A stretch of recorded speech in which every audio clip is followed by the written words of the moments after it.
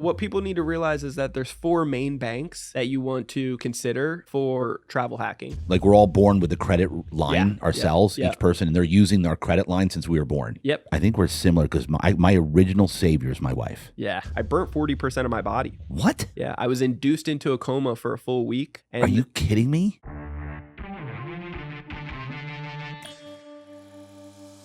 Ladies and gentlemen, we're back with Real Deal Talk.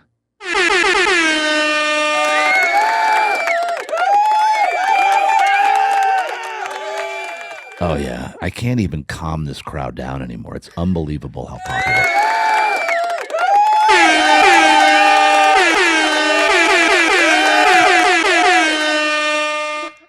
Unbelievable. We really have come far, haven't we, folks? I mean, we got a crowd in the studio now going nuts. This is just beautiful. All right, speaking of incredible people here, folks.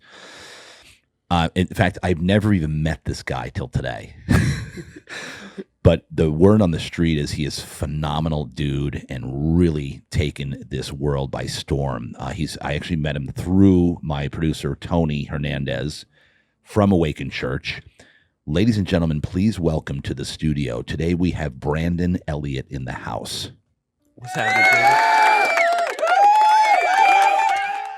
And this guy, I cannot wait for this. Listen to this. Let me give you some stuff here. Let me give you some hooks as to why you need to stick around for this one. He started Credit Counsel Elite in 2017. In 2015, him and his wife started buying real estate, which right now they own over $14 million in real estate, which is paying them a passive income of over $50,000 a month. I can just see the relaxation on this guy's face. He's not worrying about anything right now. He strolls in here, and you could just tell when people have enough money coming in where they don't care. Like there's such a peace about them. Whereas he comes in, I'm all riled up, I'm hyped up, I'm running around like a maniac. He just smooths on into the studio with no worries. That's what happens when you're bringing in 50 G's a month just from his real estate. He's not even talking about his other businesses in passive income. I mean, folks, but listen, the great part is, and this is why I brought him on today, is because he helps people do this. He helps people buy real estate with credit cards. He also has a whole program through Credit Counsel Elite where he helps individuals get their credit score up to 800, in the 800s, and then how to keep it there. And he's got this, and I'm going to let him speak here in a second about this, but how to keep it there, and then he basically guarantees he can get you to an 800 credit score. But I'll let you kind of divulge a little bit further on that. But so, folks, let me tell you something. This world, it revolves around credit. Brandon, would you say that's a true fact? Like if your personal, even in business, your personal credit score is everything. Of course, yeah. Cash isn't king anymore. It's not. It's not, yeah. And it's credit is affecting in so many different ways. So it's a big deal. It's a big deal. Yeah. And so give me the guarantee with the 800 thing again. Lay that on me here. Yeah, man. Well, thank you first off for having me. I appreciate being here. So for the 800 thing, after fixing is completely done, I can show anybody how to actually get to the 800 FICO score in 30 days or less, guaranteed. Yep. The process behind that is it really comes down to authorized users.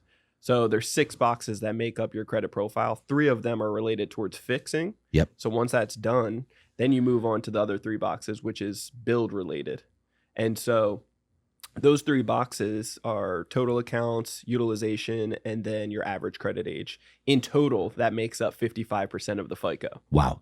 And so all of that can be, for lack of better words, manipulated by adding other people's good credit history to yours. Oh, wow. As an authorized user. So say I have an account that's 30 years old, never late, nothing derogatory or delinquent, and very low utilization. I could add you as an authorized user. You wouldn't get the card, but I would add your full name, date of birth, social, and then I would put my address so that that new card would come with your name on it to my address. I would call it, activate it, and then cut it up, throw it away. But now in the next 30 days or less, when the statement closing date comes around, because there's an opening date, there's a closing date every 30 days. whatever that balance is going to report out to not just my credit report anymore, but now yours as well. Oh, wow. Yeah. So that's going to help bring up the average age up to 9 years plus average credit age, 21 plus total accounts, and then bring your utilization down to 9% or below to put you in the best category. That's how you get to the 800 club. Wow. All right, folks, we're gonna dig into this deep. We're gonna keep going with this finance stuff later in this interview. But of course, I want to give everybody, like I always do, a little context because we need to find out who's Brandon Elliot and where'd you come from, like what's going on here. Because I'm also told you have a pretty incredible story, like a backstory. It's a wild story. A wild story. Yeah. Beautiful. I'm so excited about this. This is my specialty. My forte is to dig out gold from a killer backstory. Come on, baby. Let's go. From the testimony. Remember, folks, no test, no testimony. That's right. It's one of my favorite quotes of all time. So every time I'm going through hell, like basically daily, I tell myself that. Yeah. Damn right. You need to. You need to keep reminding yourself. And remember this quote too. If you've got nothing going wrong, you've got nothing going on. Yep. Remember that quote, folks. And you need to lean for those that are listening and watching who are actively taking territory, actively going after it. This isn't for people that are kicking back, blaming the world, pulling the victim cards. That's not stagnant. Nope. No. These quotes are not for you. Mm-mm. Right, the quotes are for people that are the lions and the lionesses that are out there in the marketplace or in society. They're just going for it. That pathfinding. You know what I'm saying? Yep. These quotes are for you. You've got nothing going wrong. You've got nothing going on. So the more things are going wrong, it's a sign of you taking territory and making it happen. Yeah. You know what I'm saying? Yeah. All right. So here we go. I'm off my soapbox. Yeah. So back to the guest. Normally I don't talk this much. So it's good. Bear with me. Run with here. it, baby. I like it. Bear with me here. I needed to get that. I needed to get that little mini rant out. All right. So Brandon Elliot, let's talk business. As soon as he walked in, I heard the accent. I'm like, you from Philly or Jersey? Yeah, Jersey. And it's this. But listen, folks, that's a Philly accent. I just want to make sure I'm clear here. Just to make sure. Yeah, I want to make sure everybody understands this because it's South Philly. That's sorry, right. South Jersey. South Jersey. So South Jersey guys, they have a Philly accent. All right. So my Philly peeps, you know what I'm talking about. You're going to hear it throughout the interview. I love it. You know, this is what people need to realize is that from bottom to top, New Jersey, it's just 3 hours. You know? That's it. So the top it's only 3 hours. The top hour is really like New York.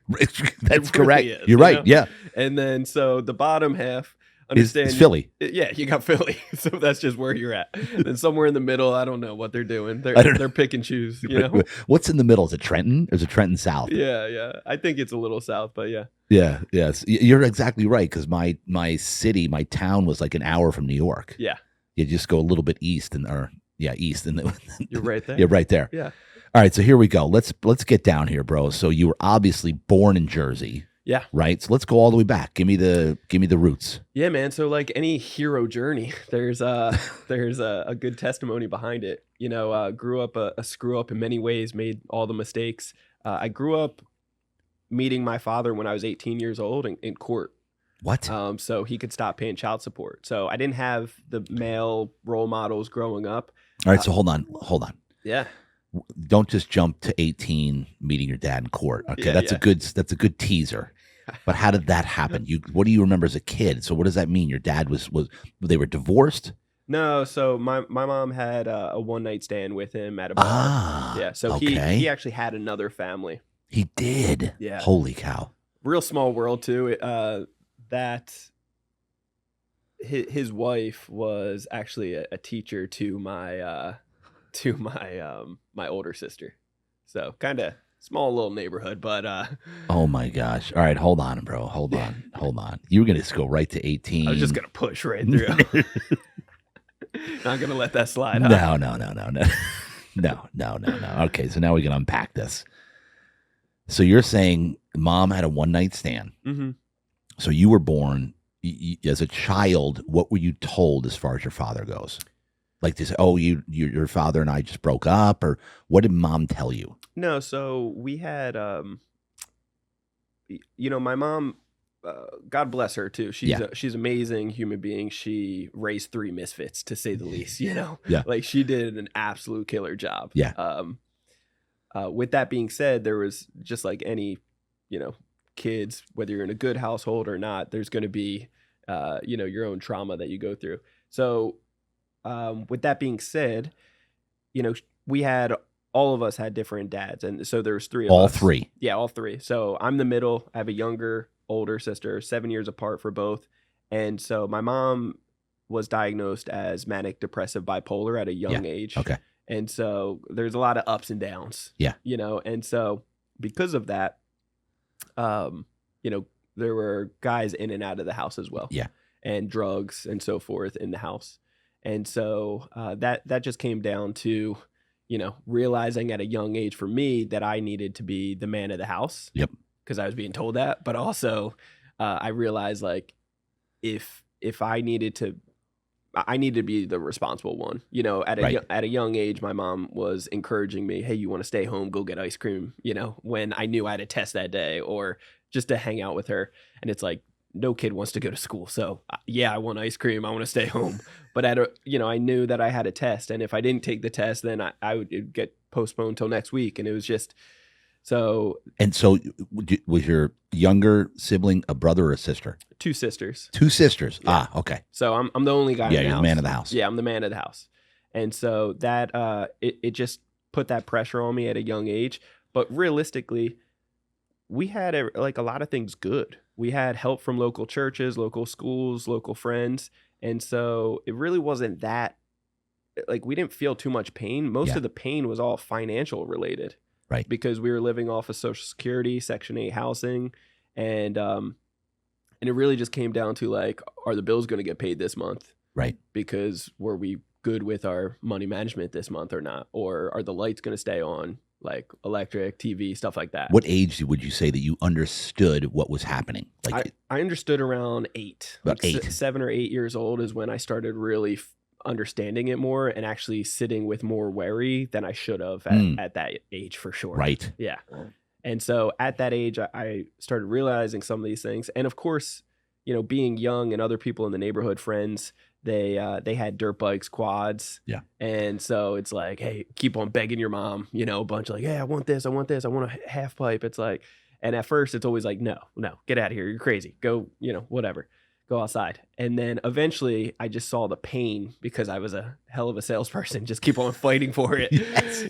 Try to put it in different ways. Yeah. But eventually you just saw the pain on my mom's face of I can't do that. Yeah. And so at that moment when I saw that and acknowledged it, I realized man, if I want any of these things, I'm going to have to rely on myself to make it happen. Yeah. And so I tried at 9 years old to get my first job, and it was all neighborhood stuff, cutting grass, picking weeds. That's what I did. I ran around to golf courses and was begging them to run around and collect the golf balls. And they were just laughing at me, telling you have to be 17 or 18 to drive a car and, be in this little protected golf cart. And I told them I had hockey gear I could throw on and people could aim at me. I was really selling it at a young age. But I got my first job by the grace of God from this amazing woman at church. She owned a restaurant, a seafood restaurant. And so she basically treated me like family and let me work in the back. What age was that? That was at 12. 12, okay. And you were supposed to be 18 to work there. Yeah. And so it was pretty awesome. How old are you now? I'm 35 right now. 35. Yeah. Young buck. Yeah. Come on. Come on now. And just warming up. Just warming up, baby. Wow. And so there was a lot of at a young age working at this restaurant where there's a lot of people, there's a lot of drugs and so forth. Oh, wow. Yeah. You just start getting into these routines, right? And what kind of routines are these? Yeah, just getting influenced by the wrong people is what I would say. Yep. So I had goals of being I wanted to be a chef at a young age. That was one of my things. I was like, man, this is going to be awesome. But all the chefs that I was talking to at the restaurant were hating their jobs. Yeah. Hating life. Right. They're you don't want to do that. That's nonsense. And so kind of deferred me from doing that. And eventually. So give me the drugs thing. Everybody was doing drugs. What kind of drugs? Yeah, they were doing probably harder drugs, but most were just marijuana, smoking pot, and then probably other things for sure. Did you get into it at 12 years old? At 13, I think it was 8th grade. Yeah. Yeah, I got influenced by some older girls that we were hanging out with, and me and my friend. And and so what that turned into was I realized right away, instantly, that first off, I liked it. Yeah. Yeah, I like to laugh, and it was the first time I wasn't worrying about anything. I was just like crying, laughing, and just having a good time with my friends. However, I also realized instantly that because I wanted to do this again, I couldn't afford it. And so it was the weirdest thing, just entrepreneur in me, not in the right way in this circumstance, but I realized instantly that I had to be the one to buy it, supply it to my friends, get them to chip in, and then hopefully I wouldn't have to pay anything. Yours would be free. Yeah. Or it would be very cheap. Yes, correct. And so I played that game in Pacific Beach. Yeah, exactly. Oh yeah. So that was the same game that I played. Yes. And it's logical. Yeah. It's crazy. It's that's what it is. It makes sense. But I started buying it from people that I worked with, and then eventually I would sell it to some of my friends, get to smoke for free, and it just turned into a repeated process. And because I grew up broke, not spending money. Yeah. I wasn't used to spending money, so I ended up, the money that I made from it, I just took it all back to the guy that I bought from and like, give me as much as you can, like give me more. Yeah. And it just turned into this repeated process that now I'm walking away with. And this is age what, 13, 14? It was like 14 and 15. Yeah. It really turned into, now I'm walking away with like duffel bags of marijuana. Yeah, like massive amounts. Yeah, 10, 20 pounds. Holy cow. And I would just spend a day or two bagging it all up to try to save myself time, and then I would go around and just sell it to people that I worked with originally, and then it was outside of friends, just word of mouth. And then I got like a burner phone and all this other things. It just one step at a time just started going down like the wrong path for sure. Yeah. And it was just natural. It was weird. It was just the way to go about it. You're scaling. I was scaling in the wrong direction, my friend. Yes. It was bad, but it taught me a lot of good lessons. I learned it's easy to sell a product that somebody wants, number one. Right. But, supply and demand. Yeah, supply and demand, right? But I got to read body language very well. People that were about to rob me, or people that were doing, bad things, or people that were good intentions. Did you get robbed? I got robbed. I mean, it's New Jersey, dude. Enough said. Yeah. I've had guns to my head, knives to my throat. I've been in, I've been in more fist fights than I could, want. Yeah. Not in the ring like Tony, but like, streets, stupid stuff, you know? And because I was very prideful at the time, I wouldn't back down from anything. Like I would have, especially back then, so stupid. I would have died over even just somebody, couple bucks in your, anything. It was more of the principle of the situation. Yeah. So luckily I haven't taken too many losses in those situations, but really just stupid. Yeah. Now I would be like, dude, you want something? You want it more than me? Take it. Like, here, done. Yeah. It's like, it's not worth anything else. Right. And so how far did that go? Like it went far to a point that pounds and pounds and pounds. That's a lot. Yeah. Well, it builds up. What was mom like? How do you have all this cash? Were you giving mom cash? Of course. Yeah. So it was really a hard situation because, once I start taking care of the bills and making sure like the family's okay, it's like my mom would see me come home with duffel bags of things and just shaking her head. She's disappointed. Yeah. But at the same time, bipolar. So the next moment, she comes in and asks for a bunch of money. Yeah.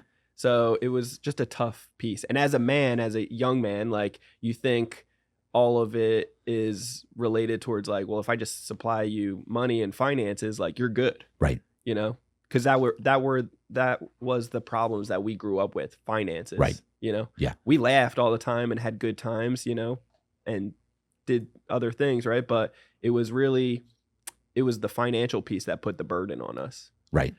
So that was a big piece of it. And so like keep going with this. This is crazy. Yeah. So it turned into, I had friends get very jealous, envy, and once they saw the money that I was making, also I started selling other products. How much were you making, would you say, on a monthly basis when you were humming? It was about $1,000 to like $1,500 a day. A day? A day, yeah. Yeah. Wow. And then we started it started teaching me leadership too, because then I realized I'm just one person. Yeah, then you bring on guys to distribute. Yeah, now I'm trying to put some of my friends on, but I realized that because I'm giving it to them kind of like on consignment, they're not going to respect it the same way. Correct. And they're not good with money. Yeah. It's like you start realizing like, man, they don't care as much as I care. Yeah, and this is easy for them. Now they're smoking the whole thing. They're not selling it. Now they're in debt. Now I got to like shake down people. It became a lot of good business learning skills at a young age that it's like, man, this isn't for everybody. Right. And they're not thinking the same. They're not as organized as I was. And anyway, so I had a bunch of friends group up that I hung out with every single day for 2 years. Broke my heart because a couple days right before Christmas, they robbed my house. Are you serious? Yeah, they took, it was about 40,000, maybe 50,000 in cash from my safe, and they stole my safe, but they cracked it later on. They stole a bunch of things. I was able to do like, pet detective stuff of like figuring out who it was within just a couple days, got some of my money back, doing some old school like mafia stuff, like not good stuff, but what'd you do? Statue's way gone, right? I think morals is still like I'm still trying to work with, I'm not as scared about the law anymore. I'm more scared about like I need to just get deliverance from that side of my life. 40, 50 grand from your friends? Yeah, just people that I, hung out with every single day. Oh my gosh, bro, this is nuts. So it was heartbreaking to find out like, man, they actually had so much jealousy, envy, and like they felt like because they paid me a lot of money on every day basis and so forth, and they were broke. They saw a bunch. They had the right to it. Like it was almost like the right. Yes, they were. Like they felt like they should, like it was okay. Entitled to it. Entitled. Yeah. So it was crazy. So what's the mafia stuff you did? Like how did you go collect? Well, we had people in my area. Kind of I lived in an okay, nice area. Right next door to that was the hood. Yeah. And so the hood, it's all. There were some people for hire. Everybody's for hire, Yeah. And so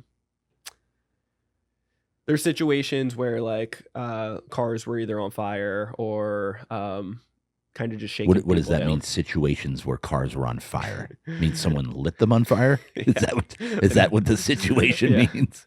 It's not like a protest naturally. It's like, they don't just naturally, combust. There's some cars on fire over here. Yeah.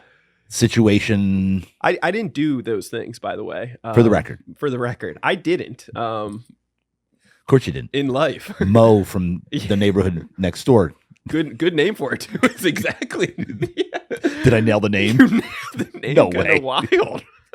Did I really? No. Yeah, you did. Come on. It's kind of wild. Yeah. Mikey, Joey. No, it's a different different Mo than what you're probably assuming. But, yes. But anyway, no longer with us either. Just kind of wild stuff of those people that were in the hood that I did hang out with after, all my friends kind of, I had super hard trust issues. You think? Obviously. But those individuals that were in the hood, like all of those people were getting like shot or murdered. House robbery, like all these things that was like terrifying. Like I didn't want, and then FBI running through the neighborhood, like wild stuff that I just didn't want anything to be a part of that. And I was very close when I realized that I was trying to do, I called it the pet detective stuff of trying to figure out like who did this. I was very close to taking people in the woods to like shake them down to see if it was other people or like, and who knows what would have happened. Right. In those circumstances with the, with where I was going with that, who knows? And so. Did you have guns? Yeah. So that's what I'm saying. It's like going out there to intimidate somebody or shake them down, but who knows if somebody would push me to the edge or who knows if somebody would, fight with me, who knows? And that's just the devil taking me down the wrong path. And I realized that like all of that negativity and just that frustration, fear, anxiety, stress, like it wasn't helpful. And so I needed to get out of there. So I visited a friend here in Pacific Beach. How much of your money did you get back? I got about half of it back. They spent the rest in Vegas. Underage, we all had fake IDs, and they spent the Vegas. So they steal all this money. Yeah. And their big thing was to go to Vegas. Yeah. We were in a series of life that we would go to Vegas frequently, and we would drink for free and laugh at each other while and spend tons of money. Yeah. Laugh at each other while like the what are they called? The pit deck. The pit boss. Yeah, the pit boss was like calling us, the ID names, and we're like just getting drunk underage. Like, you go to strip clubs? Yeah. Oh yeah. A bunch of stupid things. Yeah. But oh my gosh, dude. Yeah, it just opened up like that path. So we ended up. I was already getting things in the mail from people out here. Yeah. And so I went to just visit them, and they were very open arms. They sent me connections to kind of wholesalers, if you will, out here. Yeah. And what that did. All right, hold on. Go back. So, because you said you had some friends out here, right? Yeah. Okay, so let's go back to that whole situation happened. You got half your money back. Yep.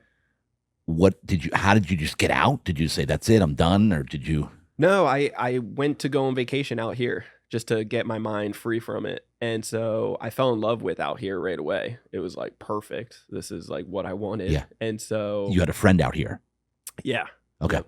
They were from New Jersey, but they moved out here to Pacific Beach, like all people do at first. Right. That's where I started. Yeah. And then what year was this? Mid 2000s, 2010s, I mean? This 2010.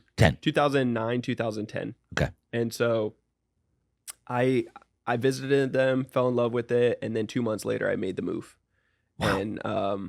And so I was in a bad relationship at the time with it was a girlfriend that I was with for 5 years, just in and out, toxic, super bad. Jersey. Yeah. Yeah. Yeah. The usual. Of course. Very, very common, right? Yeah. Very typical. It's like not a new story here. No. The exact story when I came out here, right? Some toxic from Philly. Yeah. Italian girl. It was a mess, dude. Not good. And I almost moved her out here with me. I'm not going to talk about that. Yeah. Oh my God. Thank you, Lord. Yeah. Thank you. God bless her soul, but still. Yeah. Yeah. Yeah. See, not an uncommon story. Very common. So when I got the connection out here, it turned into wholesaling really quick, because I had to rely on people back home to keep the operation going. And what do you mean by that? Like getting product from them? Or to them? Yeah, to them. So and getting rid of it, right? Because I didn't know anybody out here. I couldn't keep the operations really going to make my money. Yeah. So instead, when I moved out here, I started growing, and I started just mailing my own product to the East Coast. And at that point, I did find a couple people that you'd mail it to somebody that would kind of wholesale to them back east, and they'd sell it. Yeah, they would sell it. Okay. Yeah. And so that was nicer to a certain degree because I wasn't in the day-to-day. I wasn't getting stuck up, right. or being ratted out to the police all the time. Yeah. Police knew about me. That was another big... Back east. Yeah. Yeah. They knew about me. Were they coming to your door all the time? They were... I pimped out my car. I had a C230 compressor, Mercedes, and I put rims on it, and I tinted out all the windows, even the front windshield. Tell me you had a subwoofer in the... Oh, yeah, of course. Did you have a bazooka in the trunk? I had a bunch of things in the trunk. Was it vibrating down the road? Yeah. All the mirrors just like shaking like crazy. So I would get pulled over all the time. But I also found out, because of a small area, that people were getting pulled over and then ratting me out when they got caught with something. Yeah. Because they weren't going to give up their other guy. Like I was a small, little white kid that it was just easier versus some of the other people. And so, I just needed to get away from that. I started wholesaling out here, growing out here. And in PB, you were growing? Yeah. Yeah. And so fast forward to things in 2000, it was September 24th, 2013. I had an explosion in my apartment. Yeah. This is where life totally took a change. Oh, so okay. Yeah. So up till now, it's been child's play. Yeah, child's play, to say the least. Here we go. Here we go. All right. It was more just heartache. This was some grown, folk type of mistakes, And how old are you now? I was 23. 23, okay. Yeah. So at this point, hold on.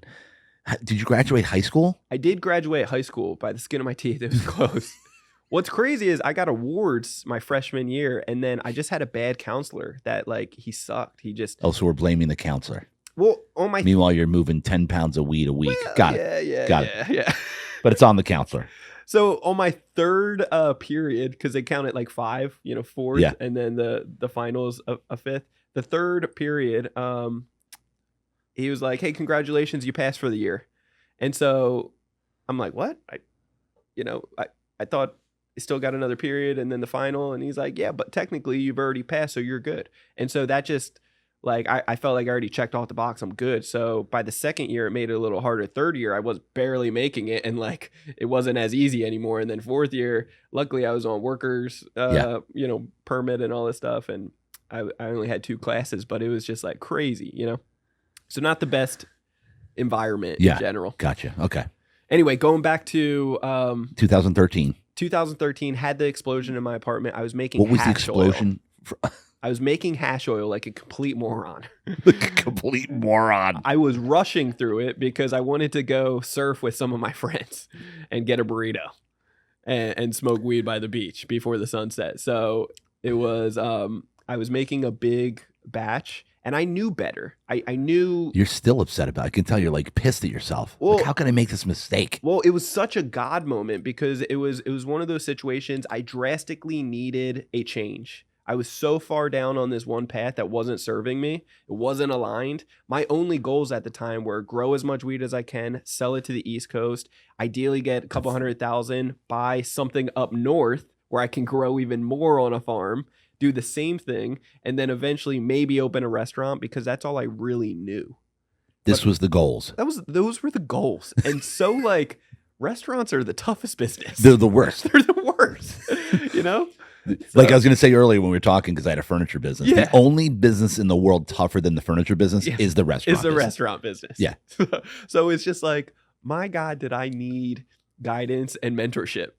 And so this situation, I grew up in church, had some fallouts with church, so I wasn't going to church, but I believed in God. Yeah. Didn't, believing and having a relationship is different. Correct. So still separated and far from it. Yeah. But as you can tell, the life activities that I was doing wasn't aligned with that. No. With that being said, I always felt like, man, God has so much favor in my life. He protects me. He loves me so much. I knew this to be true for the simple fact that how many times has he saved me in crazy circumstances? Like I've gotten pulled over 60 plus times, no exaggeration, in New Jersey, young, dumb kid with 10 pounds in the trunk. And so they never gotten found it? They never opened the trunk? They asked to. I always said no randomly, and I just, no, you can't. And then it was like, they're like, oh, well, we can't get a warrant this quick. So I get, it's like all these different circumstances. I've had some of my, some high level dealers in my car that were, 40, 50 years old when I'm like 18, 19 and different races and from different areas that it doesn't make sense. Like other countries? Well, different, like New York or Philly, Yeah. And so shouldn't be in my car. You know what I'm saying? Yes. And it's just, how do we line these up? And it's just one of those things that somehow still getting free, still having just wild experiences to say the least. Wow. And so when I had this explosion. How bad was the explosion? Did it? Yeah. Well, I got tossed into my living room. All the windows exploded out of the apartment, scared the hell out of the neighbors. They were screaming. The whole kitchen was on fire. I was on fire. I found out. I jumped up really quick, realized I'm on fire. And, instead of. Oh, you got blown into the living room. Yeah, I got blown into the living room. I was kneeled down in the kitchen, just like making, doing this hash oil, and I got tossed 5 feet. And when I got up, I was on fire. My clothes, I was wearing a white t-shirt. I was wearing basketball shorts, socks, and baseball gloves. And I hate baseball. I was wearing baseball gloves just so my hands didn't get nasty, and I was going to throw them away. I just had them randomly in the house. Like batting gloves? Yeah, they were batting gloves. Yep. And it's like, I don't have a bat. I don't like baseball. And so it was the weirdest things. But it protected me from, I Yeah. have skin graft because I burnt 40% of my body. What? Yeah, I was induced into a coma for a full week. And, Are you kidding me? And then you have scars from the I got skin grafts? I have skin graft on my arms, on my legs as well. And so it was just one of those circumstances that. Did you feel the pain or no pain? It was so quick that it's like you're just in shock mode. Yeah. Like you go into shock. The skin's just starting to peel off me after a few minutes. And, oh my gosh, dude. Yeah. Wow. Yeah, it was wild. So do you remember, did you wake up in a hospital? You went into a coma? They induced me into a coma. Yeah, to heal. Yeah, because, they had to put me through surgery and like scrub my skin because of. Oof, God. Yeah, and it's one of those situations they say it's so painful that they would never like put anybody through it. I think, what's his name? Richard,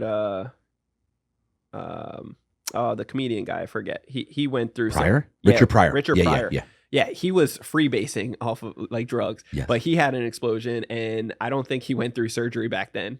They were just like they didn't put him down to scrub. So it was the most craziest pain. Luckily, they put me down, and I woke up a week later, and they said, "Hey, we're going to put you in a coma." They didn't tell me any of those. They just said, "Hey, you have to go into surgery," and then they put me to sleep, and then. Right. Did your mom hear about this?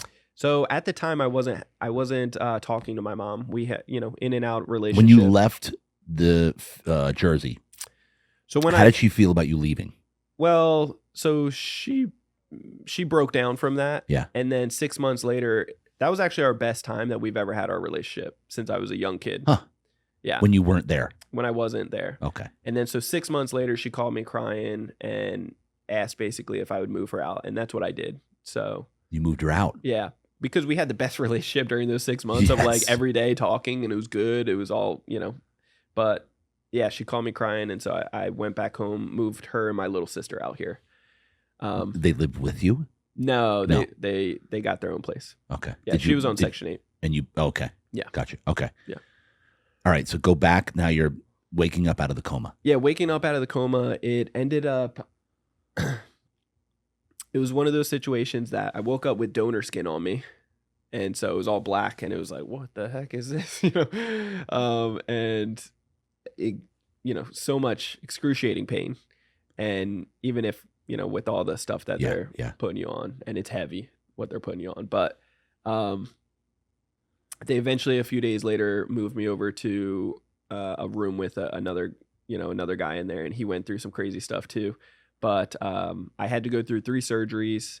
I had to learn how to walk again because I was bedridden for 3 weeks, and it was crazy. I couldn't believe that like your body. That's crazy. Yeah, just a short period of time. Your body starts giving up on you basically, and so when atrophy. when you stand up again, all the blood rushes down to the legs for the first time in a long time, and it just like pins and needles, but excruciating pain. So you really only can do it for like a couple seconds at a time. And so you just start doing that as many times as you can throughout the day, until you can walk. And yeah, it was just crazy. Wow. Yeah. What hospital were you in? It was the one in Hillcrest. It was UCSD, I think. Yeah, that makes sense. Yeah, because that's a trauma center. Yeah. It's a burn center. Yeah, it's the 5th floor. Yeah, UCSD is the burn center. Yeah. Wow. Yep. Okay, so you're in the hospital bed, and to walk, it took to learn how to walk again. Yeah. What are you thinking at this point? Are you like, okay, that's it, I'm done, I'm out? I felt so ashamed. I felt embarrassed because I have all these like honorable people that were bringing me into the hospital, such as like firefighters, EMTs that are like good people, and like I smell horrible because all the hair on me is burnt off and everything. It just reeks in this elevator as they're bringing me up, and so I'm doing my best just naturally to try to make people laugh. Of like, you guys should have saw my hair before this, It's like, and they're like, what, you had hair? It's like, no, I didn't, but I already, but it was just like stupid things that I was just so embarrassed that I felt bad for putting good people when I did this to myself, Yeah. Wow. There's other people that are like in car accidents or like things that like really need you, and I'm taking up your time. And anyway, had incredible doctors. But once I got out of the hospital is when everything started. I realized my house was raided from the cops. I was going to ask, clearly you had stuff in the house. Yes. So when the explosion happened, I'm sure that was my next question. I was waiting for you to, I want to ask this question. Well, I'm such a great human being that I ran around the house really quick, organized everything for the cops, put it in duffel bags, and I was basically going to like toss it out the window, and I did toss something. This is when you got burned? Yeah. I was trying to clean up because I was like, oh crap, I'm going to jail. Yeah. You know, like I had my medical card, but all these plants, I had way more than I was allowed. And, you know, I knew the damage I'm doing here, I'm going to jail. Yeah. You know, and so I started running around the house, cleaning up the place. And then I realized, I look at my 2 dogs that are laying on my bed, and like the smoke, they're just worried like crazy. They're standing on the bed, which they weren't ever allowed. And so they're freaking out. And then the smoke is just like starting to come lower and lower. And I was just like, it was just like a humbling moment of like, I give up. And so I basically leashed them up, went outside, waited for the cops and the EMTs. There's helicopters. We made the news for the first time, not in the right way, but yeah, it was just one of those crazy. Were you able to clean up at all, or you just said, you know what, forget it? I couldn't clean. Like I basically just organized it all for them and put it on my Because what are you going to do with it? You have to bring. That's what I'm saying. You have to bring it to the car. You have to. There's no way to get rid of it. There was no way. Like too much attention. I blew out all the windows. You know, like all the neighbors were there now. You know, the helicopter, everything. So wild experience. How much did you have in the house? How many pounds? They had 3 pounds and then a ton of plants, and then they missed another pound randomly when I got back after because they raided it after this, and I put like $10,000 underneath the sole of my shoe, and I put those on to go to the hospital. And so the first thing when I got out of the coma is like, I want my clothes and just to verify that stuff. And I couldn't believe it. All my stuff was still under the sole. Like they missed it. But they also missed over a pound I had a punching bag and it was in the closet at the time, and it was in the top like zipper part. And so because it just reeked of weed everywhere in the house, they just missed it. So yeah, there's no way to find that because the whole house smelled like weed. Yeah, exactly. But it was just a crazy situation to say the least. So a couple of weeks later, after like healing, so you come back to the house. Yeah, because this is somebody owns this house. You're renting. I'm renting. It's an apartment building. There's 8 units. Where was what street was this? It was off Garnett. Garnett and what? It was I don't know the cross street. Was it actually like on Garnett? It was 2300 block. Oh, okay, so you're pretty way up. It was right by. There's a gas station, catty corner, like a Shell station, and a car wash right there. Car wash, yeah. I know where that is. Yeah, it's like where it was like a Y. Yes, like, yeah, exactly. So right before that part. Yeah. Okay, so you come back. Mm-hmm. How many weeks? 3 weeks after? Yeah, about 3 weeks after. And then are the windows still blown out, or did the owner of the home clean it up? They boarded it up. They boarded it up. Yeah, and then they had to evict me because or else they were going to get sued by the city. So they started evicting me while I was, in the hospital, and I didn't know anything about it, so I couldn't fight it. Yeah. And so that kind of sucked. But because I would have fought it, I probably would have in California, probably would have got somewhere, which isn't good. It's, at the end of the day, everything happened how it was supposed to. But my best friend, he was living with me at the time. He ended up selling all my stuff to like help out. And it was just wild. So I came back. He's about to take off in a couple weeks. I was thinking about leaving with him. And then where's he going? He's going to Colorado. Okay. That was his plan the whole time. And then when it happened, it was like, oh, guess I got to go sooner. But when I got out, I didn't have any charges yet. And so my mom did come back into my life after, while I was in the hospital. But so she was checking on to see So you hadn't been talking. She came out here. For about a year. She was out here. She what happened where you weren't talking? First and foremost, I want to thank everybody for watching, for listening. I cannot tell you how much I appreciate you, the feedback, the love. So if you want to support the show, we have a company, Real Deal Wellness. That's our wellness center. It's a membership base where you pay $99 a month, have unlimited access to red light therapy, cryotherapy, compression therapy, halo therapy, as well as massage chairs. Also, Real Deal Sleep's our mattress company. But again, we can't thank you enough for subscribing and for sharing the show. Continue to do so. We love you. Thank you. Have a nice day. We just got into, bipolar and just immature on my side and hard to just trying to find boundaries, I guess. Yeah. Yeah. And so you weren't talking for like a year. Yeah. And so. So then you come back to the house. Yeah. It's boarded up. Yeah. Your stuff's gone because he sold it. Yep. Pretty much. Most of it at that time was still there until the house got raided again and with me in it to. So after you came back, for my raided warrant. Again? Yeah, for a warrant for my arrest. And so they arrested me and I was in a wife beater at night, smoking weed, nothing changed. And, trying to heal from all my stuff. And it was just 2 or 3 weeks after I got out of the hospital. And so now we're in November. They came to the door. Yeah, and it at like 10 at night. And so went downtown and so when you saw them at the door, yeah. Did you think it was just a matter of time before they were coming? I didn't. I thought I was going to be able to get out of there and I thought they would serve me papers or something. I didn't think they would just like show up and like take me. And I've been arrested once in the past when I was younger. I got into a fight and had weed on me and I got out later that night. I thought it was going to be the same thing with this situation until when they were checking me in, it got real and real fast. So at the door, there's like, hey, yeah. You're like, okay, cool. I know why you're here. Like, how did that go? Give me when they came to the door, 10 p.m. at night. You're high as a kite. Yeah, I'm high. I was about to go to bed and, I'm in basketball shorts again and just a wife beater and they're, it's 2 police officers. They have a dog as well. I realized that the whole area is actually cornered off with several different police. Like they are ready for me. And they say, Mr. Elliot, like, can you step outside? And I was like, oh shit. So I walked outside and then they just they cuffed me right away. And I was like, wow, didn't think it was going to be like this, but okay. Did they read your rights? No, they didn't. No? It was a wild situation. Yeah. Wow. Yeah. They put you in the car. Did they say anything? They told me like, this is for your situation a couple weeks ago. That was basically just as clean cut. I wasn't asking any other questions. I knew that, this is okay. I get it.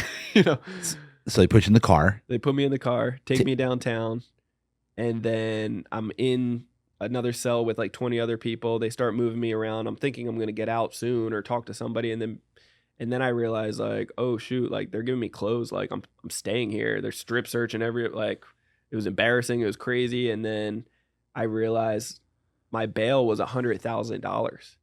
And I thought I had to come up with all of it. At the time, they did make 10% usually. Well, so usually, yeah.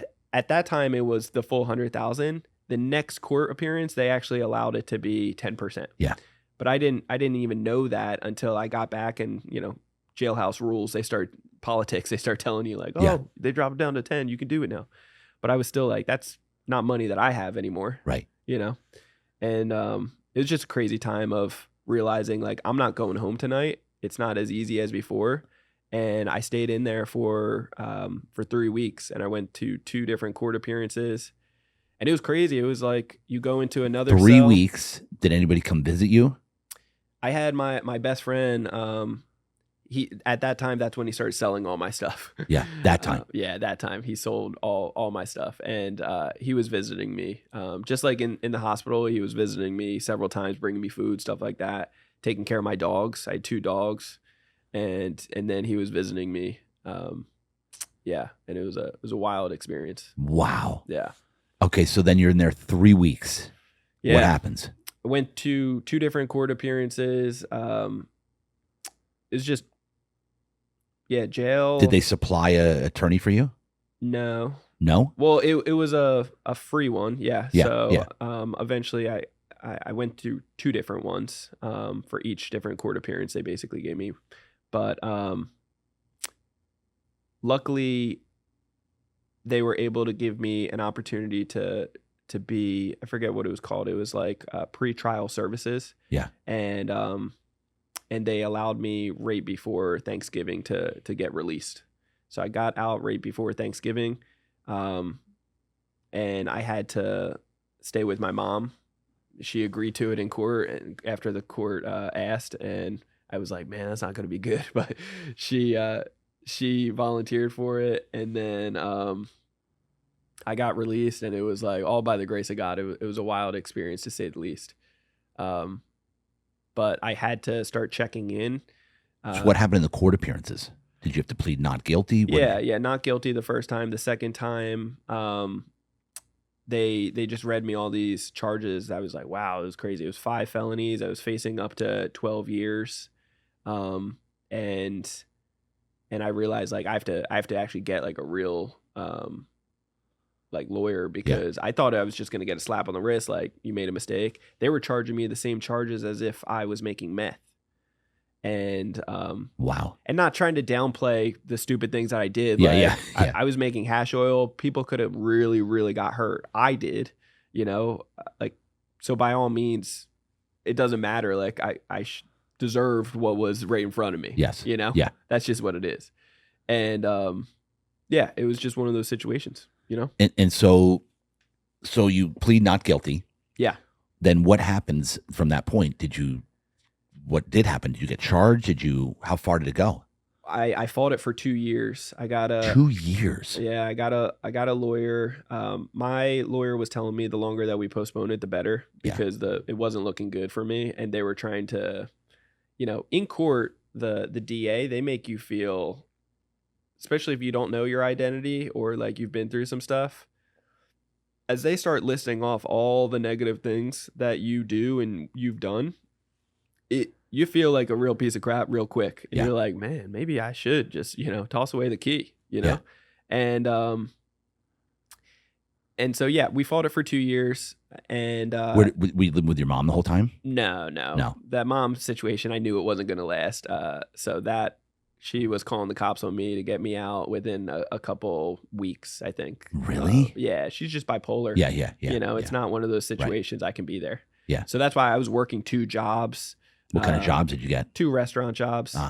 Full time though. Serving. Yeah. 8 hours at each one. So I was like trying. What restaurants were you at? It was a Thai restaurant, and then during the day, and then at night it was an Italian restaurant. Okay. And so, how did it feel to be actually working like a job where you didn't have massive amounts of cash coming in? Well, this is the thing. I actually always had 1 foot in, 1 foot out. I still always had the restaurant jobs. Yeah. I always just worked less hours there. Yeah. Okay. Gotcha. And just had more freedom because I wanted to smoke pot and be by the beach and, do my own thing. I knew that was going to make more money, like selling drugs versus. Right. This just made me look legit and be able to social network, because I was like, just more introvert. Yeah. And then so you did not get back into it. Was that it? Or unfortunately, so a lot of temptations for it, and I did smoke weed a few times after that, truthfully. And every time that I did, it was more like the enemy came in even harder. It was kind of like more like mocking me almost. Like I'd look in the mirror and I just felt like the enemy was like laughing at me, like got you, like controlling you, And so I realized that I couldn't keep going down that path, and something had to give. But I needed I needed an explosion in my life, to not just a little slap on the wrist. I needed something to totally change my world, to get me off that path, and to get me some guidance. The best part that changed was the court made me get a mentor. They made me go to 3 meetings per week, have somebody sign off of it. And like one was an AA or MA, which is Marijuana Anonymous, or NA, which is narcotics. Yeah. The narcotics I couldn't relate with. It was very aggressive. I was like, man, I don't, that's just not it. Meth and crack, meth, and, coke, crack, just like hard things that I didn't experience, and it was like, wow, that's a lot. So but I grew up going to AA meetings with my mom, Alcohol Anonymous, and I've drank. So I could relate to that. And so I liked going to those. The MA meetings, I did like going to one that I found was good, but a lot of them were all just like, parents were making you go, Yeah. or they were just cracking up the whole time. Right. So it wasn't serious. And I was really, I know it sounds stupid, but too much of anything is bad for you, especially in this certain situation. And I was addicted to marijuana. Yeah. Like smoked every day. Every day, like a quarter ounce every day. Like, wow. It was a lot. And yeah, I used it for the good times, the bad, the ugly, everything in between. And it was just one of those situations that I needed to get off of that. I needed to get help and get support. And I had a mentor that saw something in me more than I saw in myself. And he just it was a kind of that male guidance. Where'd you meet him? At an AA meeting. And like at AA meetings, they is that like they give you a sponsor? Is that the same kind of thing? It's kind of like that. Yeah, it's like a sponsor. And so I just basically connected it as like a mentor, because he gave me a job working at his house, like doing some gardening, and it was really just to like get some of my time. But he knew I needed money, so he'd give me a sandwich and also have me pick weeds, and he would just sit there and talk to me. And what's his name? His name's Skip. Skip. Yeah. Skip, really? Yeah, he just passed away. No way. About a year ago. Huh. He was an older guy. He was in his 80s, but he was a doctor. He lived in Encinitas. He was an amazing human being, but he just saw something in me that I didn't see in myself, and I needed that so bad. Yeah. And so he actually prepared me for court. He was like, look, dude, you're going to go into this and you're going to need to tell your story, and you're going to need to be prepared for it, because right now you're not. Yeah. Like I wasn't great at storytelling. I was very introvert, all eyes on me. I hated it. And so like, my lawyer did not prepare me for that. Yeah. And thank God he did, because I wrote something down. I studied it. So it came off like authentic and genuine, and like it was my story, but it was still like you had to deliver the message. I had to deliver it. And so when they gave me an opportunity in court, they were about to sentence me to 5 years in prison and like take me right then and there. And I was like, whoa, what? Like I was looking at my lawyer like, what happened? I thought you felt confident like I was going to get 3 years probation or something. Like, what is this? And they gave me an opportunity to speak, and I was speechless for like, it felt like an hour, but it was probably like 45 seconds to a minute, but it felt very long. I was speechless. I was like blocking up. I didn't know what to say. It was so surreal. Right. And so I finally start speaking up after they nudged me several times and they were about to start moving on. I start speaking up and just going through my story. And at the end of it, 10 minutes later, the judge just totally did a 180 and realized it wasn't malicious, but it was just, young, dumb, misguided. And so she gave me house arrest. She gave me 3 years probation. I had to pay a lot of money for, the house arrest and other things. And then, but yeah, she gave me a second chance. So what was the story? You just said like, listen, I effed up. Like you owned up to it. Is that what? Well, I not just owned up, but just telling my background of, New Jersey and growing up, not knowing my father and all these other things that, you don't know what you need at the time or what you're missing until you start realizing like, well, if I would have had guidance in some of these areas, no excuses, not their fault, but being still young, I still needed to find those guidance points, Totally. And the judge had empathy for that. Yeah. Realized it wasn't going to happen again. It wasn't malicious, Yeah. 5 years in prison. You weren't some criminal drug guy. Yeah. It's not going to happen again. And it's not one of those things. 5 years in prison is going to help, make anything better here. Yeah. Probably just make me worse. Right. Totally. And so she gave me a second chance, which was awesome. Wow. Yeah. And would you say it was all because of Skip?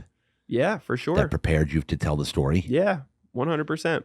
If it wasn't for him, I wouldn't have done that. I would have butchered it. I wouldn't have spoke realistically. Yeah. I hated all eyes on me. It was a full courthouse. It was wild. And good Lord, man. Unbelievable. Yeah. 5 years. Who knows what would happen to you? Yeah. I ended up getting 2 felonies and a misdemeanor house arrest.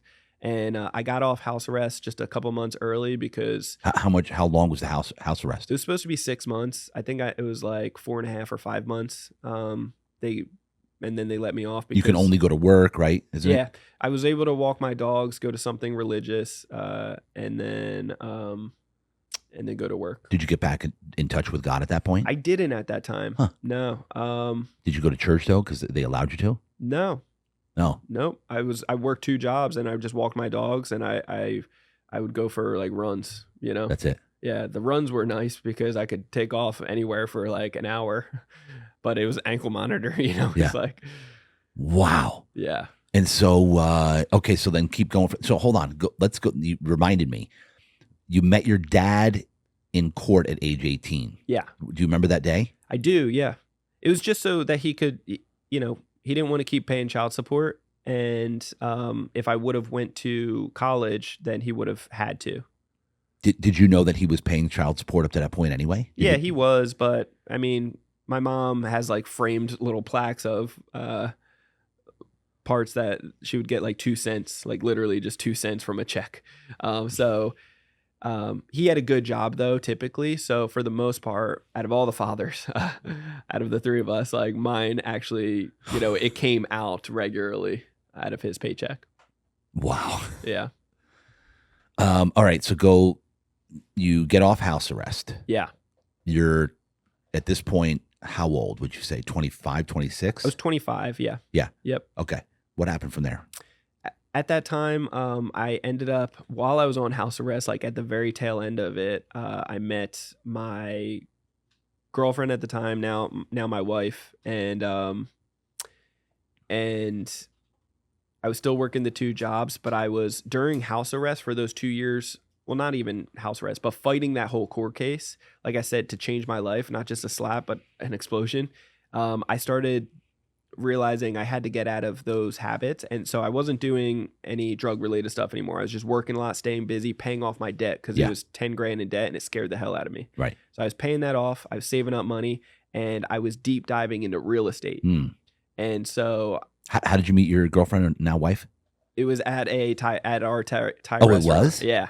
Yeah. So I was working with her sister, and then her sister ended up getting Jen a job. And so Jennifer, we just started working together in the morning shifts and always laughed. And then so eventually she asked to we hang out after, and I was on house arrest. I was like, "You want to come over the house? You want to?" Did she know you were in house arrest? No, she didn't until Were you wearing an ankle bracelet at work? Yeah, but I had pants the whole time, even during the summers. I was like, I'm not showing people. I wasn't proud about that. Yeah, I'll say. And so did she come over to the house then? Yeah. Yep. When did you admit to her that you? Well, that day when she saw that, because I wore shorts in my house, Did you say, hey, by the way? Yeah, by the way, my bad about this. I can't actually leave the house. We created Netflix and chill, the PG version. What did she say when you laid this on her? Was she like, oh, wow. Yeah, she was cool with it. She wasn't intimidated from that. It was the bad boy vibes she probably liked more. Yeah, yeah. She's like, oh, okay. Yeah, ooh. That's hilarious. Yeah. I'm gonna have to ask her once I meet her. Yeah. Like, give me the whole lowdown. Like, what was your thought process when he laid the freaking ankle bracelet on you in his basketball shorts? Yeah, she's an angel, dude. When you meet her, she is one of the best human beings I know. She's got the best. She just cares so much. Yeah, she gives people forgiveness for everything. That's great. She's a great human being. She's not like a New Jersey. Yeah, it's not like you. Yeah, exactly. The complete opposite. Exactly. Yeah. And God knows what's right for me. Yes. I needed a good human being in my life. You needed an angel. I needed an angel. He sent you a literally living angel. Yes, 100%. Yes. He's like, oh man. And Tony's cracking up over there because he knows exactly that. He's like, this is nothing else working. Yeah. Let's just send him an actual angel because I'm going to have to bow out on this one. Yes. Let's let her take charge for a little while. Exactly. Yeah. All right. So then where to go from there? Where are we at? When to start getting serious? Did you move her in? You say, okay, cool. Yeah. How many months? Yeah, man, I'm aggressive. I go straight to the I'm punch. aggressive. Yeah. We're already working together. I was like, hey, where you live is further. You should just move in. We should make this happen. How long did that take? Pretty quick. Pretty quick. Yeah, I think within a couple months. That's it? Yeah, yeah. Oh my gosh, dude. Yeah, sinful nature. You know what I mean? Yes. And so starts living. She wasn't allowed to live for my house arrest, but yeah, they laws started changing. She's around allowed that to stay time. home with you. Yeah, exactly. As long as she's on the lease, right? She's allowed. So, yeah, so I just started changing my life basically within 6 months. She jumped into life at a good time when things are changing. Right. 2 years I was studying my butt off, 4 hours every day For real estate. Yeah. Yeah, no exceptions. What made you decide to do that? So before the explosion, again, 1 foot in, 1 foot out. I was It's like we got BC or like yeah, BE, BC did. BE before explosion. Yeah, or before Christ. Yeah. I was Both. Yeah. So 1 foot in, 1 foot out before the explosion. I was doing door-to-door sales with Kirby vacuum cleaners. Oh yeah. Yeah. Yes. So savage with that. It was good. Savage. But I knocked on somebody's door that got me into real estate. And I left that company, went to the real estate company, and it gave me the most motivation I've ever had of like, gave me not so much the knowledge, but more like, man, there's a system in place. We're making an impact. We're helping people and making a lot of money. Wow. It's like, this is awesome. I love this real estate thing. So after that, they had some management issues. It only lasted 6 months before money and greed came into play. Of course. So I left that, and then all the craziness happened. But once the craziness settled, I was like, man, I need to figure out, I picked up a book for the very first time. Prior to that, I only read like 4 books in my life, and they were like kid books, Yeah. So I picked up a book, and I just started going through, learning and then real estate. And this real estate book that I started reading, it's kind of like the Rich Dad Poor Dad. Yeah. You get motivated and you start rocking and rolling with it. But I fell in love with the BRRRR strategy, buy, renovate, rent, refinance, repeat. And it was like, that was it, and it was the first time in my life that I was like, man, I like learning more about this. I'm going to just keep going down this rabbit hole. God gave me that feeling that like, hey, like this. Yeah. Yeah. And so I studied 4 hours every day, books, podcasts, YouTube, everything that I could for those 2 years as I was fighting this situation and working the 2 jobs to stay busy and keep my head focused and learning. And so right when the house arrest took place, court stuff is done, Jen and I, brand new relationship. Within the first 6 months, I started buying real estate. Wow. And so I paid off the $10K in debt. I saved up $30,000. And then as I was doing those 2 years of education, I also realized like, well, shoot, I'm still broke. Like, out here in Cali, it's like 30 grand isn't going to go far. Yeah, no. Yeah. So I figured out how to utilize credit, like different alternatives. Had no friends or family that would give me any money. Didn't even think that was an option. Yep. Tried with banks, realized that they weren't giving out any money that I knew how to. Right. I couldn't qualify anything on paper for a restaurant job. I was making $30,000 a year. Yeah. Yeah. On paper. Not going anywhere either. So I figured out how to utilize credit cards and get high limits, get credit limit increases, and liquidate these cards into cash to actually be able to buy these properties, do the renovation, refinance it after. How did you learn this? Just going down the rabbit holes of books, podcasts, start, and then trial and error, like when there's a will, there's a way. Yeah, of course. I always live by that. I love that. Yeah. It's one of my favorite quotes. Yeah. So when I was just determined, like I wasn't going to quit. And because I realized this is the thing, real estate's the thing that's going to change my life. Yep. Restaurants is not going to do it. I'm not fulfilled. I'm losing hope. But real estate, this will do it. How the heck do I get in there? And so I was just so determined. And luckily I was so ignorant of all the other options. To me, there was no other options. Right. I just had to figure out, how do I get cash? And the way to get cash was to get it from these cards, because I had good credit score and I had higher limits at a young age just from doing the right things mistakenly. Right. And so I had certain cards with 60, 80K on them at a young age that I was like, man. And it was because I was back then, before like in the drug days, I got robbed a few times, and I had to pick up product from my guys to mail and make money. And so I actually used my credit cards a few times. And so to pay for the product? Yeah. Well, liquidated it into cash. Kind of like a balance transfer or a cash advance. Yeah. But at a promotional rate, because I grew up broke and I grew up like poverty mindset. So I didn't want to pay any fees. Well, but that's super smart. Yeah. So it was a promotional rate, 0%, just temporary for 12 months. So I liquidated the cards that had 25, 30 grand on it, bought the product, and then I, bought a plane ticket, went home, make sure it all went well. And so when I was doing this real estate stuff, I started realizing like, well, I did it in the wrong area. And if I was intelligent enough, stupid, but intelligent enough to still make money and build something kind of over there, like what if I got on the right path and I did it, the right way? What could I turn in on this side? And so you implemented it on the other side as well. Yeah. And so the promotional thing, like, would you just find cards? And now we can segue right into everything that you're doing now and how you help people. This is beautiful segue. I love the lead up and how you got here. Yeah, it's my story. Like literally step by step. Yeah. Yeah. You were doing this to buy weed. Yeah. And now you're doing it and helping people to buy properties with it. Yes. So we started buying properties. We started doing it. I tried my hardest out here in San Diego. I had 30 plus contracts, offers, everything fell apart. And so we contracts with properties. Yeah. But I was going against real investors, stuff that I do today, like all cash, no contingencies, close in 7 days. Yeah. Yeah. So I was doing financing and like all these other they didn't want a part of that. Yeah. So I started looking in other states. Eventually I got notified, check out Ohio. I started running numbers over there. Everything cash flowed. It was cheaper, so it was easier on my poor mind, my poverty mindset.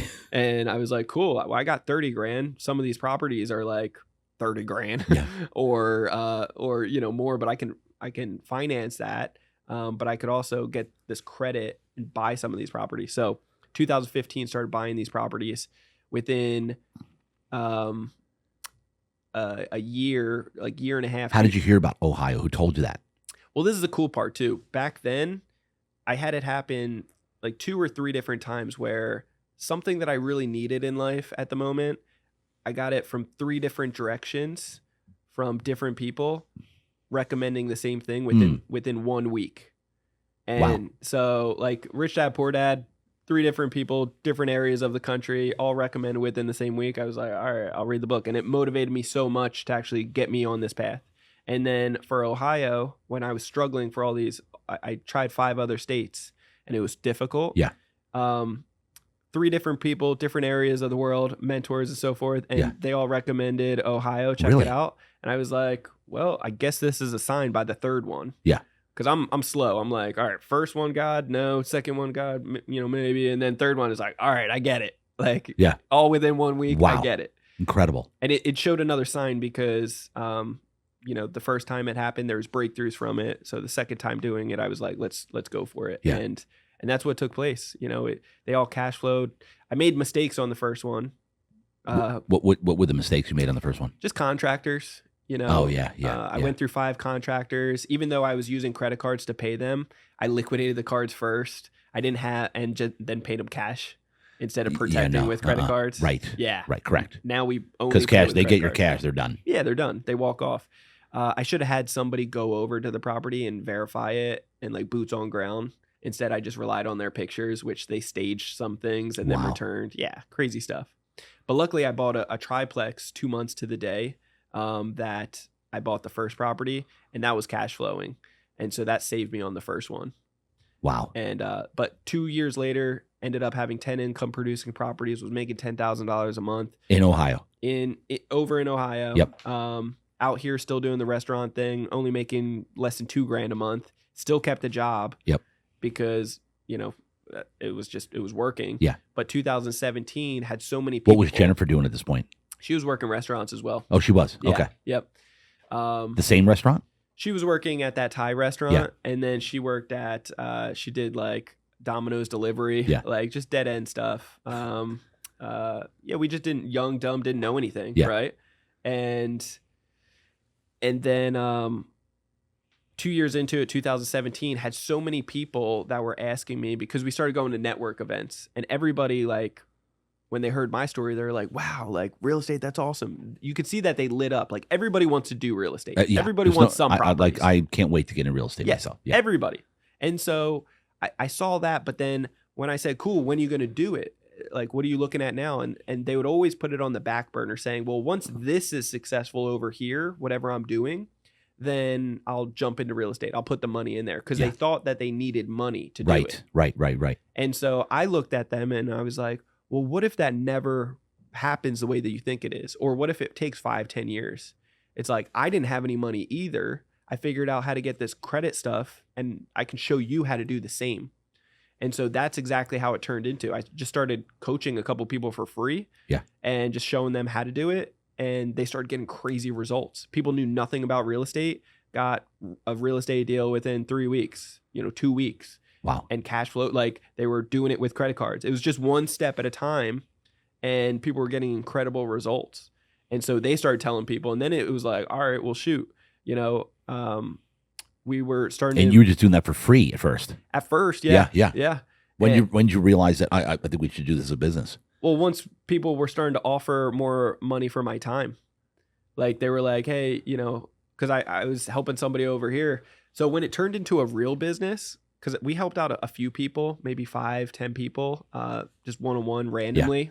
Did you get paid to do that, or is it? Yeah, just low stuff. Yeah, a couple $100, maybe up to I think it was just a couple $100. Yeah, maybe 1,000. Eventually, we ended up going to this mastermind group. It was in Cancun, and it was just like a week of doing a little bit of education, but more networking. And there was 150 real estate investors there, and it was expensive to go. It was like 8 or 10 grand, and that was everything to us, Yeah. Oh yeah. And we were just sold. You put up the 8 to 10 grand. You put it up. Yeah, we financed it.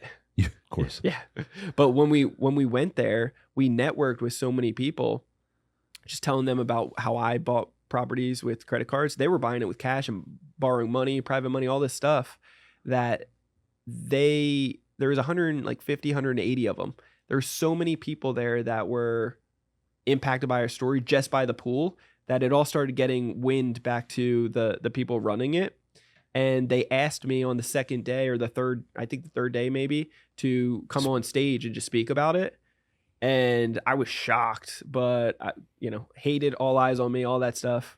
But did it with them. They did like a Q&A. Yeah. And we ended up getting. Was it you solo or your wife as well? No, it was just me. Yeah. Yeah. She was there with me, but she was just in the crowd.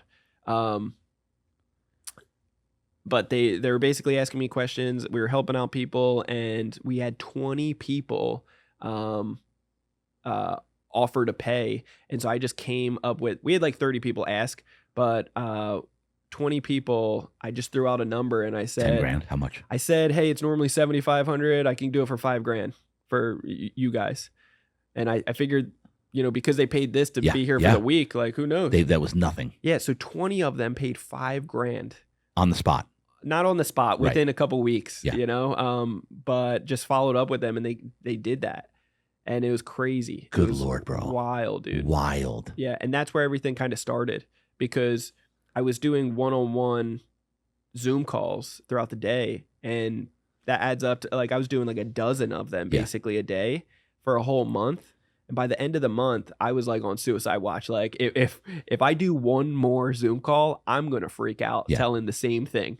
So I was like, I told everybody I need to take a pause for a month.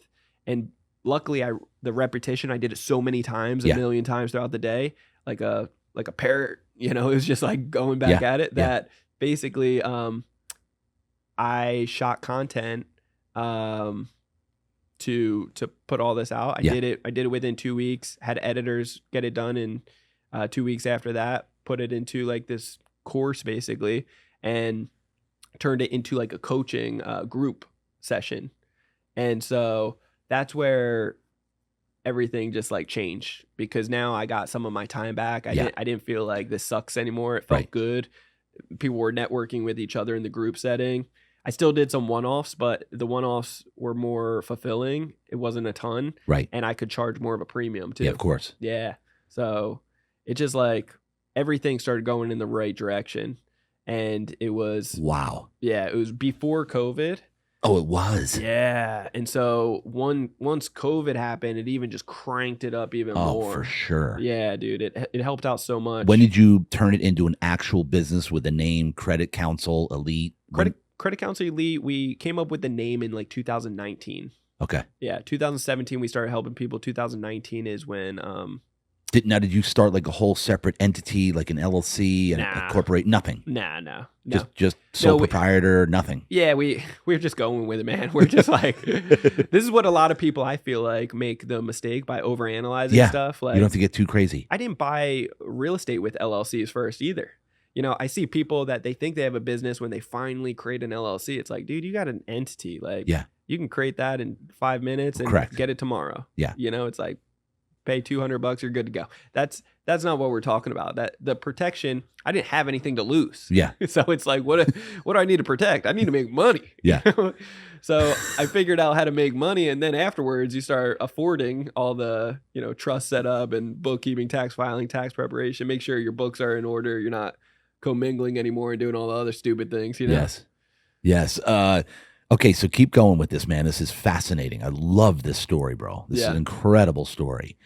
So Credit Counsel Elite, right before COVID. So what happens when you turned it into like you got a legit business here, bringing in a ton of money? How many clients do you have now? Is it a group of people that's going on right now? You have Zoom calls like on a regular basis. Give me the whole scenario here. Break down this business, and for watchers and listeners to potentially be a part of it. So today, you know, we've helped out since inception over 3,700 members. Wow. We have, you know, we invested in our own app as well, so that's pretty cool. It's kind of like a Facebook group, but it's, you know, you can download it on the App Store for Credit Counsel Elite. You know, we have all the course content on there. We help out a lot of people really getting the funding piece of it, because the funding piece is the meat and potatoes. Yeah. That's what changed my life. By all means, if somebody is hurting desperately in the fix section, we help them there too, because everybody needs to go through that. Yeah. And I've had people on Zoom calls crying with me because, you know, they removed a bankruptcy or 100,000 in collection. So there's power in that. Yeah. Oh yeah. But I like to really serve business owners or people just coming up, trying to get into business, maybe a high income job, whether you're trying to leave it or you just want to diversify. You know, we're showing you how the banks and lenders are judging you at Credit Counsel Elite. And so it's really just a one-stop shop for it, all-in-one solution. Instead of just going for credit repair, just getting knowledge, just boosting up your score to the 800 club, just getting a mass supply, which is an application sequence, you know, just liquidating cards, just travel hacking. We show you all those things. This is a part of the Credit Counsel Elite, what you do. Yeah, exactly. Yep. Okay, so name some other things like clients that you have, just so everybody, because I didn't know that. This is great for business owners. Yep. Like basically how the world works. Yeah. Well, so we've realized over time that there's 45 different metrics on how these banks and lenders are judging you. And if you don't know them, then you're winging it. You know, like you're setting yourself up for failure. The banks want to lend to you. Right, correct. That's the bottom. Of course. They have to lend to you. That's the business they're in. Yes. And the difference is, if you don't know, they're looking to have low risk, right? Of course. And so you have to understand how they're judging you up front so that you can play the game. Right now, I call it like real life Monopoly.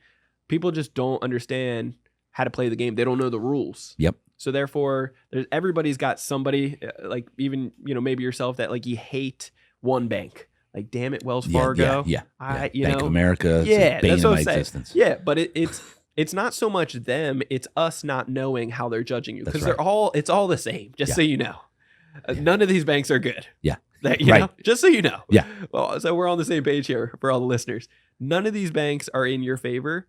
But, you know, money leaves a clue. There's a trail behind it. Yep. And so if you follow what the rich are doing, and when I say rich, I'm not talking millionaires, because that's the new middle class. Correct. You know, 100% agree. I understand that. Yeah. So I'm talking billionaires. There's times I've been worth a couple million. I have no money. Yeah. It feels tight. Yeah. You know what I'm saying? It's tight. I got a lot of responsibilities around here. I got a lot of families. More going out. Yeah, exactly. Yeah. And so blessing and a curse, but it's one of those things like, you got to realize that. I'm talking about the mega wealthy billionaires. What are they doing? And so when Elon Musk basically goes to, you know, get capital for something, he's not selling stock.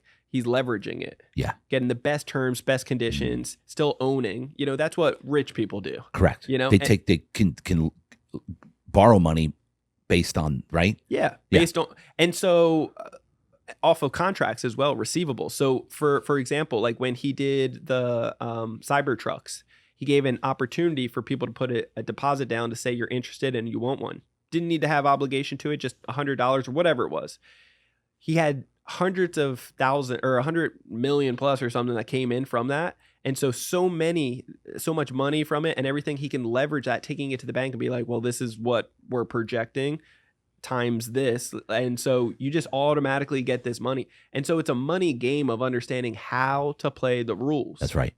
And so when you understand that, then you can, that mass supply that I was just referring to, what that is simply just an application sequence. When done correctly, you can get up to 90% approval odds. Wow. You're not winging it anymore, or like hoping and praying, or just like not knowing. You have confidence and boldness that if you do this in this order, saying these things with this relationship, that you're going to get the best terms, best conditions, and damn near a guarantee every time. And so there's power behind getting that knowledge. And we've just helped out so many people. We've done it. Like I do it actively. And it works, man. And so how do you become a part of this community? Like you have the app, right? Credit Counsel Elite's in the App Store. Yep. Can somebody download the app and then say, hey, I want to be a member? Or how does this work? We have a free community within Credit Counsel Elite app that we are launching actually like right now. Really? Which is pretty cool. Brilliant. Yeah. Brilliant. But realistically, our lead source, we do a lot of ads and on social media and our podcast as well. What's your podcast? It's called Ready, Set, Go Real Estate Investing. So, I love it. Ready, Set, Go REI podcast. On all the audios, YouTube. Yeah. We've been doing it for 6+ years. So it's every Monday a new episode Does drops. your wife do that as well? Yeah, with me sometimes. Yeah. Yep. Yeah. Yeah, she's the brains of the operation and the beauty, so it's a real tough position. She, you're literally just a face. Yeah, exactly. Which is great. I mean, it's a tough position. Yeah, you're Adonis, so it's so it's a tough position. Yeah, exactly. So she definitely jumps in a lot, but she handles. She's Asian. She's my Asian persuasion. Oh, she's Asian? Yeah. So is my wife. Yeah, so she's talented on all the tech stuff. With which ethnicity of Asian? She's Vietnamese. Vietnamese. Okay, my wife's Laotian. Cool. Yeah, right there, right next to each other. They're neighbors. Yeah, exactly. Yeah, they're probably related. Yeah. Right? Aren't they all related? No? Yeah, something like that. Yeah. I always tell people in the showroom that, because when I say stereotypical stuff, I'm like, I can say stereotypical stuff because my wife's Asian. Because my wife's Asian. So I'm part of the family. Yeah, I'm part of the family now. Say whatever I can want. Make the racist stuff, anything. Yeah. Soak that up. Soak that up. That's right. If it's sticky rice on the floor, we're fine. We're good. Yeah, we're good. I got you. All right, keep going here, man. So, all right, so you got the app, you got the free community. What does that mean? So, what you have a free community, and then talk to me about the paid community. Like, how does that work? How do they become a part of it? Yeah, so it's not a low ticket thing. We have products and services from like $20, but we also have it up to $50,000. Oh, really? Yeah. What do you get for $50,000? $50,000, you get our inner circle, which is our 30,000. It's our previously known as our mastermind group. Yeah. It's really for business owners, high level elite people doing big things. It's for 12 months, but you also get on top of that, you're getting more of my time. Yep. So you're getting every 7 to 10 business days. We're jumping on a Zoom call and we're really breaking down your business and looking to not just grow the financial side, right, but also like grow the business. And I invest $250,000 into myself each and every year for the last 5 years. Wow. And so the mentorship, the guidance, the contacts that I have at this point, extremely grateful and blessed to have. Yeah. But those relationships, it took me a long time. Yeah, of course. And a lot of money to find. Yeah. And so it just, if I feel comfortable and confident that we can help somebody in those circumstances, and it's not for everybody. Right. I take on just 2 to 3 max per year of those. Yep. Because not everybody I can serve. Right. But, and I only have so many hours. Right. So, but yeah, for those situations, that's where we bring them to. And then give me the product. You have $50,000, $20,000, 10. It's 30, 15. Yeah, those are the 2 other high tier packets. So the 30K is basically our inner circle. It's for 12 months. They get our whole our whole proven process, basically. A list of our banks, 9,500 of them nationwide, state by state, broken down from top to bottom, which ones are giving out the most funding, how to talk to them. We give you the support guidance throughout the whole process. Deep dive into business credit, travel hacking, What's travel hacking? What do you mean by that? Travel hacking. So a lot of people sleep on this. It's we can show people how to travel basically for free and do it in a luxury standpoint.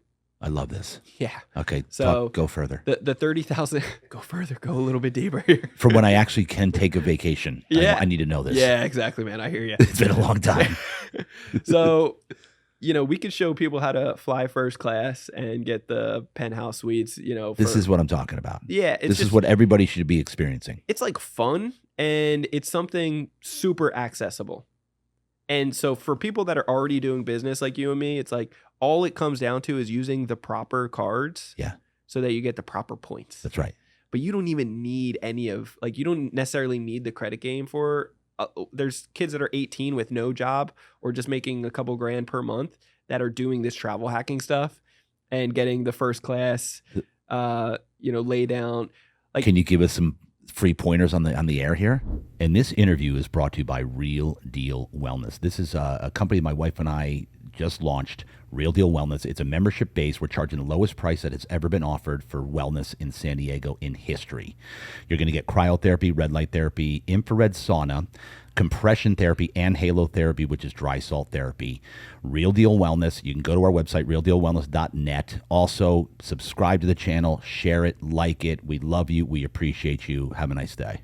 Yeah, of course. Give me some. So what people need to realize is that there's 4 main banks that you want to consider for travel hacking. Okay. Amex is one of them? Yeah, Amex is one. Of course. Yep. Chase is one. Citi, and then Capital One. Gotcha. So those are the 4 that are going to be the best bank products for travel hacking. There's a couple other smaller stuff, but those are the big main ones. Okay. And so if you use the right cards with the products that they offer at the right purchasing, like you're using at the gas station the right card that's going to get you 5x points, stuff like that, or even just the sign up bonuses. Right. Like those kids that I was just talking about, yeah, they live off the sign up bonuses. Are you serious? Yeah, man. But then when you take those sign up bonuses, $250,000 sign up points, you can convert it into cash, which a lot of stupid people do. No offense to the stupid, but yes. Or shout out to Tony. I'm just kidding. I'm just kidding. Did he do that? No. Just buzzing on him. But realistically, instead of getting 1-for-1 ratio on the points, you can get anywhere from 7 to 19x return on those points. Yeah. So for example, flying Emirates, you get the shower experience, the bar, the caviar, the Don P, the filet. Like, oh yeah, the shower alone is like, come on. It's like you just feel rested, you're good to go. Yes. Other people on that flight, if they paid cash, they paid about $30,000 for that flight. Right. So you want to network and bump elbows with these guys regardless. However, if you're going to use points, the people that think that they're travel hacking using points, 9 times out of 10, they've paid like $3 million or to get those points. $3 million in points. They gave up $3 million plus in points for cash to get those points. Not cash, but like using the card. Yeah. So if somebody, say it takes you 3 years for your everyday spend or something for a good business to be able to rack up 3 million points, you could delete it all like that in a second just from wasting your points to buy these flights if you don't know what you're doing. Or you could learn how to travel hack by transferring to certain partners. And then when you transfer to the different partners, like what other people paid 3 million in points for, we paid 89,000 points, which we got one sign up bonus of 250,000 points just from one card. And what do you mean transfer? You can transfer the cards? You can transfer the points. So you take like Amex and you can transfer it to Emirates flight. Okay, got it. Yeah, so you make an account on Emirates, you get an account number, and then you transfer your Amex points to Emirates. Got it. Okay, and instead of buying it with Amex originally, which would have been 3 million points plus, waste all your points, you transfer it to Emirates, and then 89,000 points. Wow. It's a big savings. That's a big savings. Big savings. Yeah. And so there's just power in understanding how to transfer to the different partnerships. This is right up my alley, bro. It's crazy stuff. I've been preaching at the church on a very minor scale of this, of how to buy back a lease from a car, make money on the lease. Yeah, come on. Yep. How to ride credit cards, how to leverage OPM, other people's money. But this is a whole nother level, dude. Yeah, it's something. I love this. It makes the traveling that much more fun. Yeah, bro, it's the only way you should travel. Yes. My wife and I, for 10 years, I made it a thing. This wasn't your hack thing, but we would go to every hotel, and I knew how to get in the penthouse suite to every hotel. It was my thing. Like downtown, the Hard Rock. You know, have you been to the Hard Rock? Yeah. The top floor. Yep. The Diamond Suite. Yeah, it's beautiful. That's the penthouse. It's a whole top floor. The patio's like 50 feet long outside. But go down there's not one I haven't been in the penthouse, but it's only because I knew how to work the angles on the inside. Mm-hmm. Where I get in, we check in, grease up the concierge. You got to grease people up. A little bit of cash cash back then was a little bit more king. Yeah. I say, hey, is the penthouse open tonight? Yeah. Yes, it is, sir. And I negotiate. Yeah. Hey, listen, I'll throw an extra $500 since it's empty. I'll throw an extra $500 for the night, and I promise to order a lot of room service. I can just give them some anyway. Yeah. So I love this. Is what my point of this is this is the way it should be. Yep. Yeah. With hotels, we like to utilize employee passes. How do you do that? You got to get an employee, or we have a contact that we can get them. And so it's a very sensitive situation to be careful with, but basically you can get it anywhere from like 30 to 85% off 9 times out of 10. So I just look for the Ritz-Carlton and get it 80% off, instead of paying. So you have a contact on the inside. Is that what you're saying? Yeah. You have these contacts. Yeah, of course. And so you give them out to your people in this community? Correct. Yep. Same thing we have business bank relationship managers that work at some of these big banks, like Chase, for example, that they work directly with underwriting. Plus they're incentivized because they're trying to get quotas, like hit quotas to move up the corporate ladder. Yeah. In addition, they get paid bonuses when you get funding. Yeah. So when we make those introductions, like at Chase, you can get up to $150,000 with our contact. Fairly, I wouldn't say easy, but it's when you do all the things prior. Correct. Yes, yeah. Get the very credit. Simplified. Yeah. And so with some of these contacts that we've built up over time, it's not easy to get, but it makes the process just that's how we get people the $300,000, $400,000, $500,000 plus. It's wild. Wow. Yeah. All right. So let's talk about how do people become. I need people, because there's going to be, we got a ton of watchers and listeners now, man. This podcast is getting some legs here. I love it. So you're going to get some flow here. How do they find you? What's the first step that they would take to become a part of your credit counselor, to be considered for it, do they get into the free thing? Yeah. What I recommend is to really understand if this is a good fit for you, and understand the time, energy, efforts it's going to take, and really understanding even what is possible. Because you're still going to have to work at it. Yeah. You can't just join this community and say, hey, no. We don't do it for you. And that's a big misconception, because there are do-it-for-you companies out there. Yeah. I'm very against those. I actually started Credit Counsel Elite because of those companies. Yeah. Because they get whack results, and you're going to be super disappointed. You pay a premium and you're still clueless. And sometimes then you got to get referred to other people to remove hard inquiries. It's all nonsense. So it's we show you how to do all of it. So it saves you money, makes you money, and prepares you to be a leader within your area, because I'm only one person. Right. If I can teach you how to do it, another leader, you can help out other people in your circle. That's what I would prefer. Yeah. But at the end of the day, I think the best action step for people, if any of this sounds just even, slightly interested, then check out, we have a weekly webinar that I do live, and so you won't get the recording or anything. It's all real live, answer any questions, and I show you step by step the process and how you can do it, and just meat and potatoes, guarantee it. You'll learn something on there, and you can run off and do something on your own if you choose. I'm usually against that, just because you can make a lot of mistakes as well. Right. Or at that point, you could book a call with either myself or somebody on our team that is an assessment coach that understands the process. We'll just sit down with where you're currently at, where you're looking to go. We'll give you a roadmap to be able to get there. And so that's our best approach. Every once in a while. And then where do they find that? Where do they find the webinar? Yeah, so on our website, you can go to creditcounselelite.com, creditcounselelite.com, or you can go to like our Instagram, Brandon Elliot Investments, or Credit Counsel Elite on Instagram. We have a link in the bio to check out, I believe.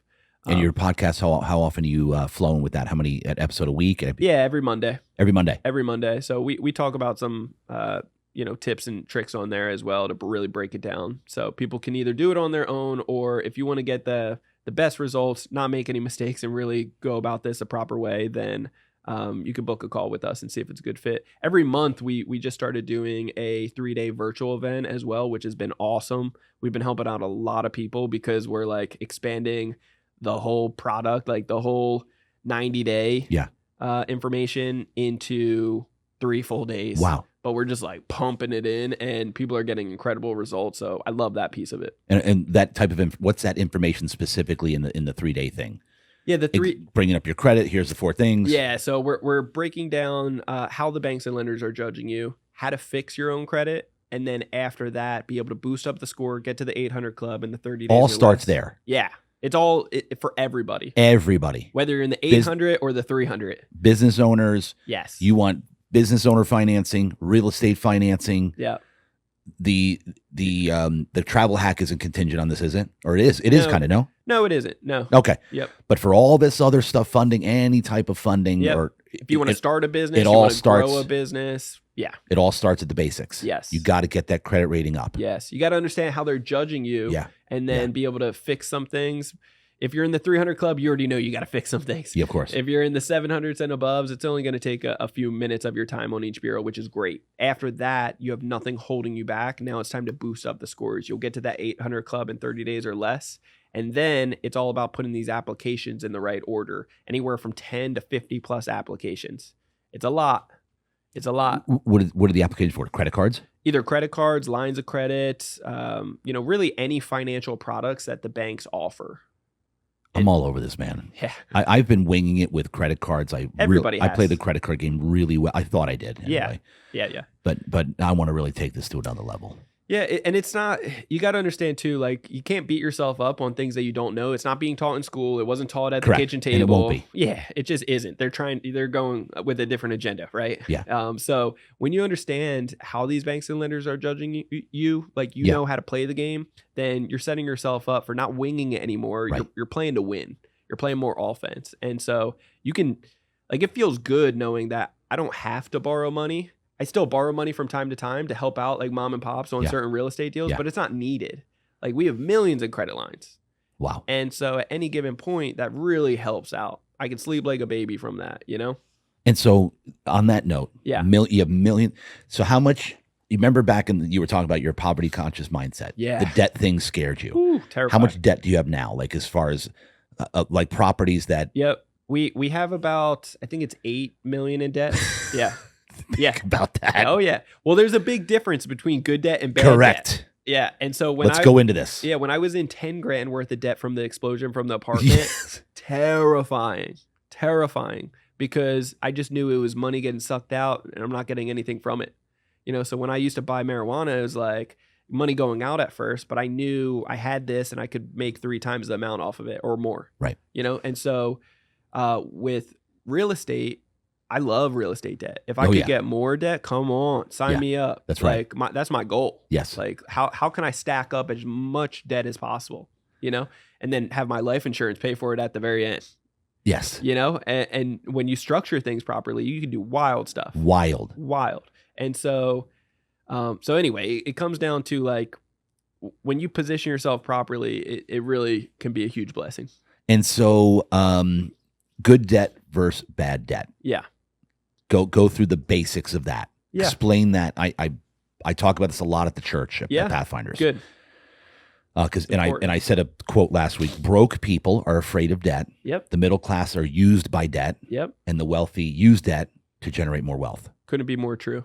Okay, so break down good debt versus bad debt. Just some basics. Yeah. So bad debt is buying the $20,000 Gucci sweatshirt or going on a vacation or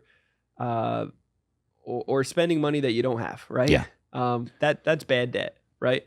When you have good debt, it's backed by individuals that are paying it. You're making an ROI from it. You're getting tax benefits from it. It's appreciating over time. Like that's the type of debt that I want. So we have on one of my properties, I just refinanced it and it appraised for 2.5 million. So first off, this deal in general, I'll just break down the numbers really quick. We purchased it for 1.2 million. We put How long ago? This was on Jen's birthday last year. It was May 16th, 2024. May 16th. No kidding. Yeah. Okay. Yep. No, it's right near my. It's a friend of mine's birthday, and it's like a couple days off from my anniversary. Oh, cool. Yeah. So that's her birthday. Purchased the property. It was a couple houses down from where I lived. It was just easy. And in Carlsbad.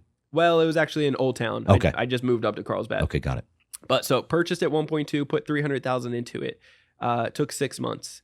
So 1.5 in total into the whole project. Now it appraised for 2.5 million. How did you get the loan for it? Break that down. Yeah. So ended up doing a hard money loan on, wow. Yeah.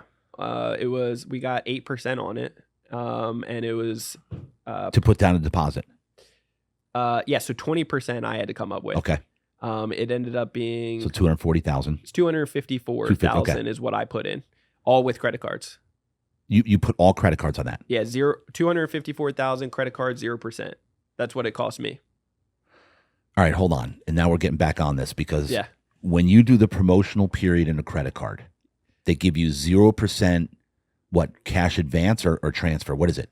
It depends. There's many ways to actually get the 0% type of funding. And how long does that zero last for? Great question. Anywhere from 6 months to 24 months, but on average, a majority are 18 months. So you've got 18 months to pay that back. Yep. Technically, that specifically, mine was 12 months on that one. So you had 12 months to pay that $250,000 back. Yes. Otherwise, you pay the interest. Yes. A huge probably big interest. 20 to 30% on the whole thing. Mafia. Don't do that. Yeah. Yeah. So if that scares people, good. You should be a little scared from that. How do you get creative and work around it? So every 6 months, number one, you can do this again. You can get more funding, do another mass apply, getting up to 500,000 with the same card. It depends on the bank. Or bank. you do another card. You can do other banks, but it depends on the bank. Some will allow you to get the same card. And it's sorry to cut you because as it comes to my mind. So is it a cash advance? Some of them are going to be cash advance. Some will be balance transfers. Others can just be. And where's the balance transfer go to though? Another card? You can just liquidate it into cash. How do you liquidate the cash without being a cash advance? It's how they're coining it. Okay. Yeah. So even like if you have a bank with them, they can still actually put it to your bank account, into the bank account that you have. That's a liquidation of. Yeah. Okay. And so these are just some easy ones that most people will understand a little bit. Yeah. There's other alternatives that you can do as well. A little more complicated. A little bit more complicated, but many different ways to go about then how do you keep going with this? Yeah. This particular one was 12 months. You got $250,000 off a freaking credit card. Yep. And so the rest, it was just a hard money loan. Got really great rates for it. Hold on. The hard money loan, what did that cover? The other, because you needed 80 to 85%. Was that including what you put into the house, or is that more money? It did include what I was getting draws from the renovations. So, explain that. Yeah. So the renovations, it was 300,000. Yeah. So it did include that. Mean the money you got from the credit cards? Yes. Okay. So sorry, I don't want to confuse you on this. Yeah. The draws from the hard money. The hard money. Okay, that's the draws. Yes, they as I'm doing the construction, I can take draws from what gets done. They'll pay me for that. Got it. Okay, to get reimbursed for it. Get reimbursed. Yeah, that's what a draw is. Yeah. Okay, got it. Okay. So, but I'm using a credit card for protection and points. So 254,000 just my down payment to get the property. Yeah. Then I have 300,000. That was from the credit cards. Yeah. But now I have to pay other credit cards for the renovations. Okay. Okay. Another 0%. Now I get all these points. Got it. You know? You're using the credit card. Yes. Yep. To do the renovations. Yep. And I pay about 300,000. I'm getting roughly about 4 to 5% off of that into points now from 300,000. From the points. Yeah. So I get a boatload of points. And sorry, the credit cards that you use and do the renovations, what's the percentage of interest on that? Zero. I always 0%. If I'm leveraging Are you it, opening new accounts constantly to get the 0%? every 6 months you can do this again, getting new ones open, but you can also get extensions on 0%. You can You get just call them up, hey, can you extend me? so when you use it once or twice, the banks are so greedy, they start sending them to you like regularly because they want you to mess up. Yeah. So when you do it well, then they're like boom, boom, boom. They're trying to drown you with it, so then eventually you'll make mistakes. Drown you with like more offers? Yeah, and really good ones. Like different credit cards. Like you're trying, because I'm always wondering, why have I gotten, we have 2 Capital Ones. Why do I keep getting Capital One offers? Applications, yeah. Well, like how many want me to have? Yeah, exactly. Well, it depends. Yeah, you fit within their avatar that they're trying to lend to right now. And so if they're doing soft pulls on you, they can see that. Yeah. And there's ways to encourage people. So then you're using the credit cards to do the renovations. Yeah. You're getting 5 to 6% on points for doing that. Yep. 4 to 6 or 4 to 5. But now so now you're running up another 300 G's in credit cards. Yep. And about $1 million plus $1.5 million in points just from that renovation, which is crazy. And so then how are you getting the money to pay back to make sure that this money that you took off the credit cards, where does that money come from? Well, so it's part of that hard money that as the renovations are getting done on my credit card, I can just show them pictures and they can review it and then they'll pay that money back, number one. So that's great. Yeah. But so really the only skin that I have into it is really that $254,000. But now in total, so for the whole project, $1.5 million in total, complete, looking sexy now. Yes. Okay. Now we have to rent it out, but we also need to refinance it. How long is the hard money loan for? Usually 6 months or so? 12 months. 12 months. Okay. Yeah. You can get extensions. You don't want to do that. No. Yeah. Because then and time is of the essence. So every day you're using it, it counts. So make sure that you're paying it off ASAP. Right. So that project, usually we're in and out within 90 days. That one took longer because I kept on making changes like a rookie. Oh, really? Yeah. I was making stupid. But it all changes on the renovation. Yeah. We decided to dig out more on the bottom unit and really convert it into 2 units separately. So you have a contractor, your go-to contractor. Yeah. We have a few. Yep. But so it appraised for $2.5 million. How long ago? Basically, it took 6 months for the renovation, and then we did the refinance in January. All right. So is that where you get your money out? Is the refinance? Yes. Yeah. Okay. Talk to me. So now we got over $600,000 in money back. How does that work? Explain that. So we got a new mortgage for like $1.9 million. Okay. So that's a new mortgage. It pays off the hard money loan. I also get my money back for the 0% credit cards, pay off the credit cards. So you're banking on the fact when you do this, as glorious as it sounds. Yes. It's still a big risk. Never a big risk? Never. It's a calculated risk. A calculated, but it's still risk. It's just like any investment. So I have options when I own it. I can refinance it, or I can sell it, or I can rent it out. I still get tax benefits. But you got to get this done within the interest-free period.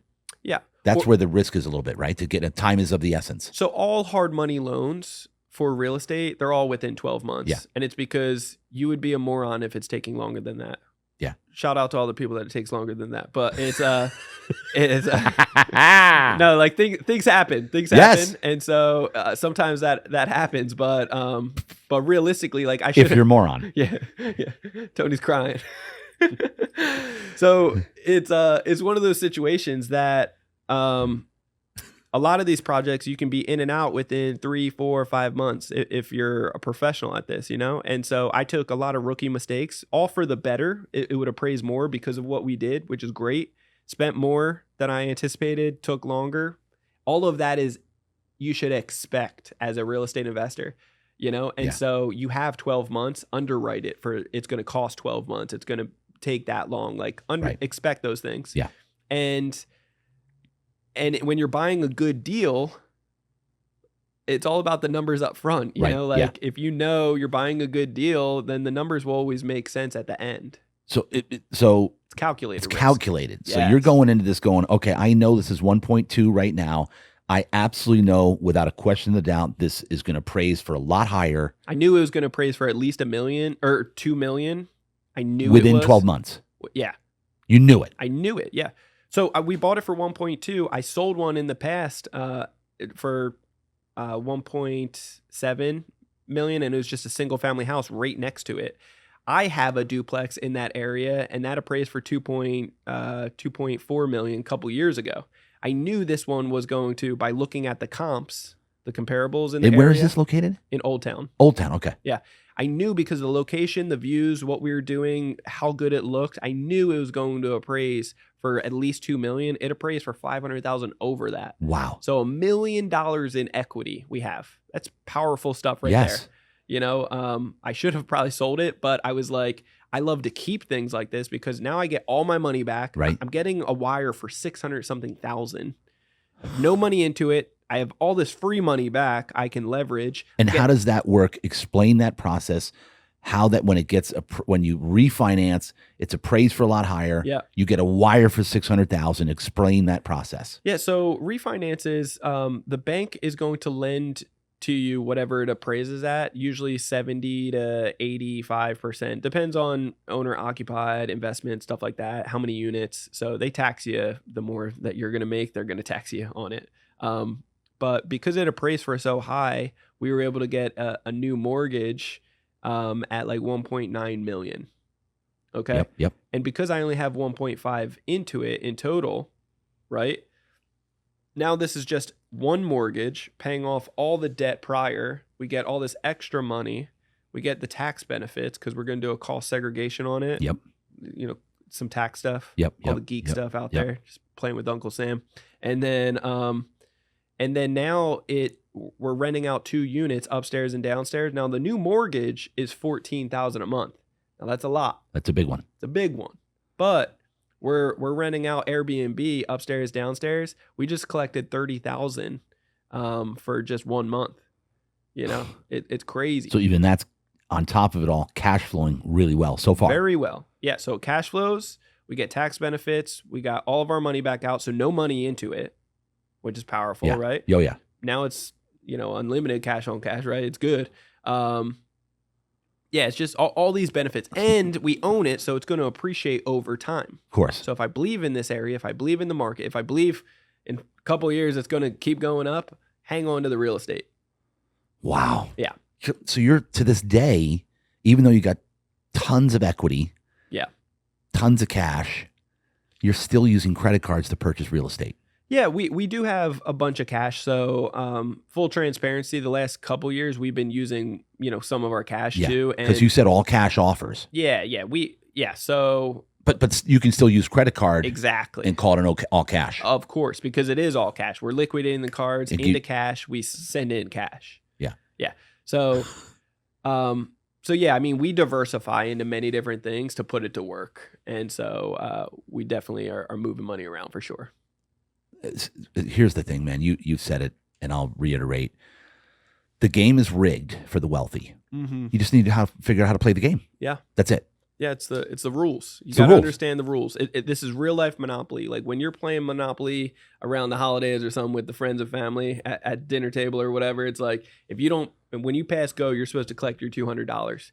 If you forget or you don't know the rules first time playing, maybe somebody at the table will tell you like, hey, dude, you collect your 200, you forgot. But in real life, nobody's going to tell you because they don't know. It wasn't taught in school. Nobody knew the rules. So you got to watch what the wealthy are doing. Think of it like this. This is really wild. Where do you keep all your money? Bank. In the bank, right? And nobody's keeping it underneath their pillowcase or in the walls. Like you're keeping it in the mattress. Those were old times, right? Yeah. You're keeping it in the bank. Now, how much money did you get on that money that you lent to the bank last year?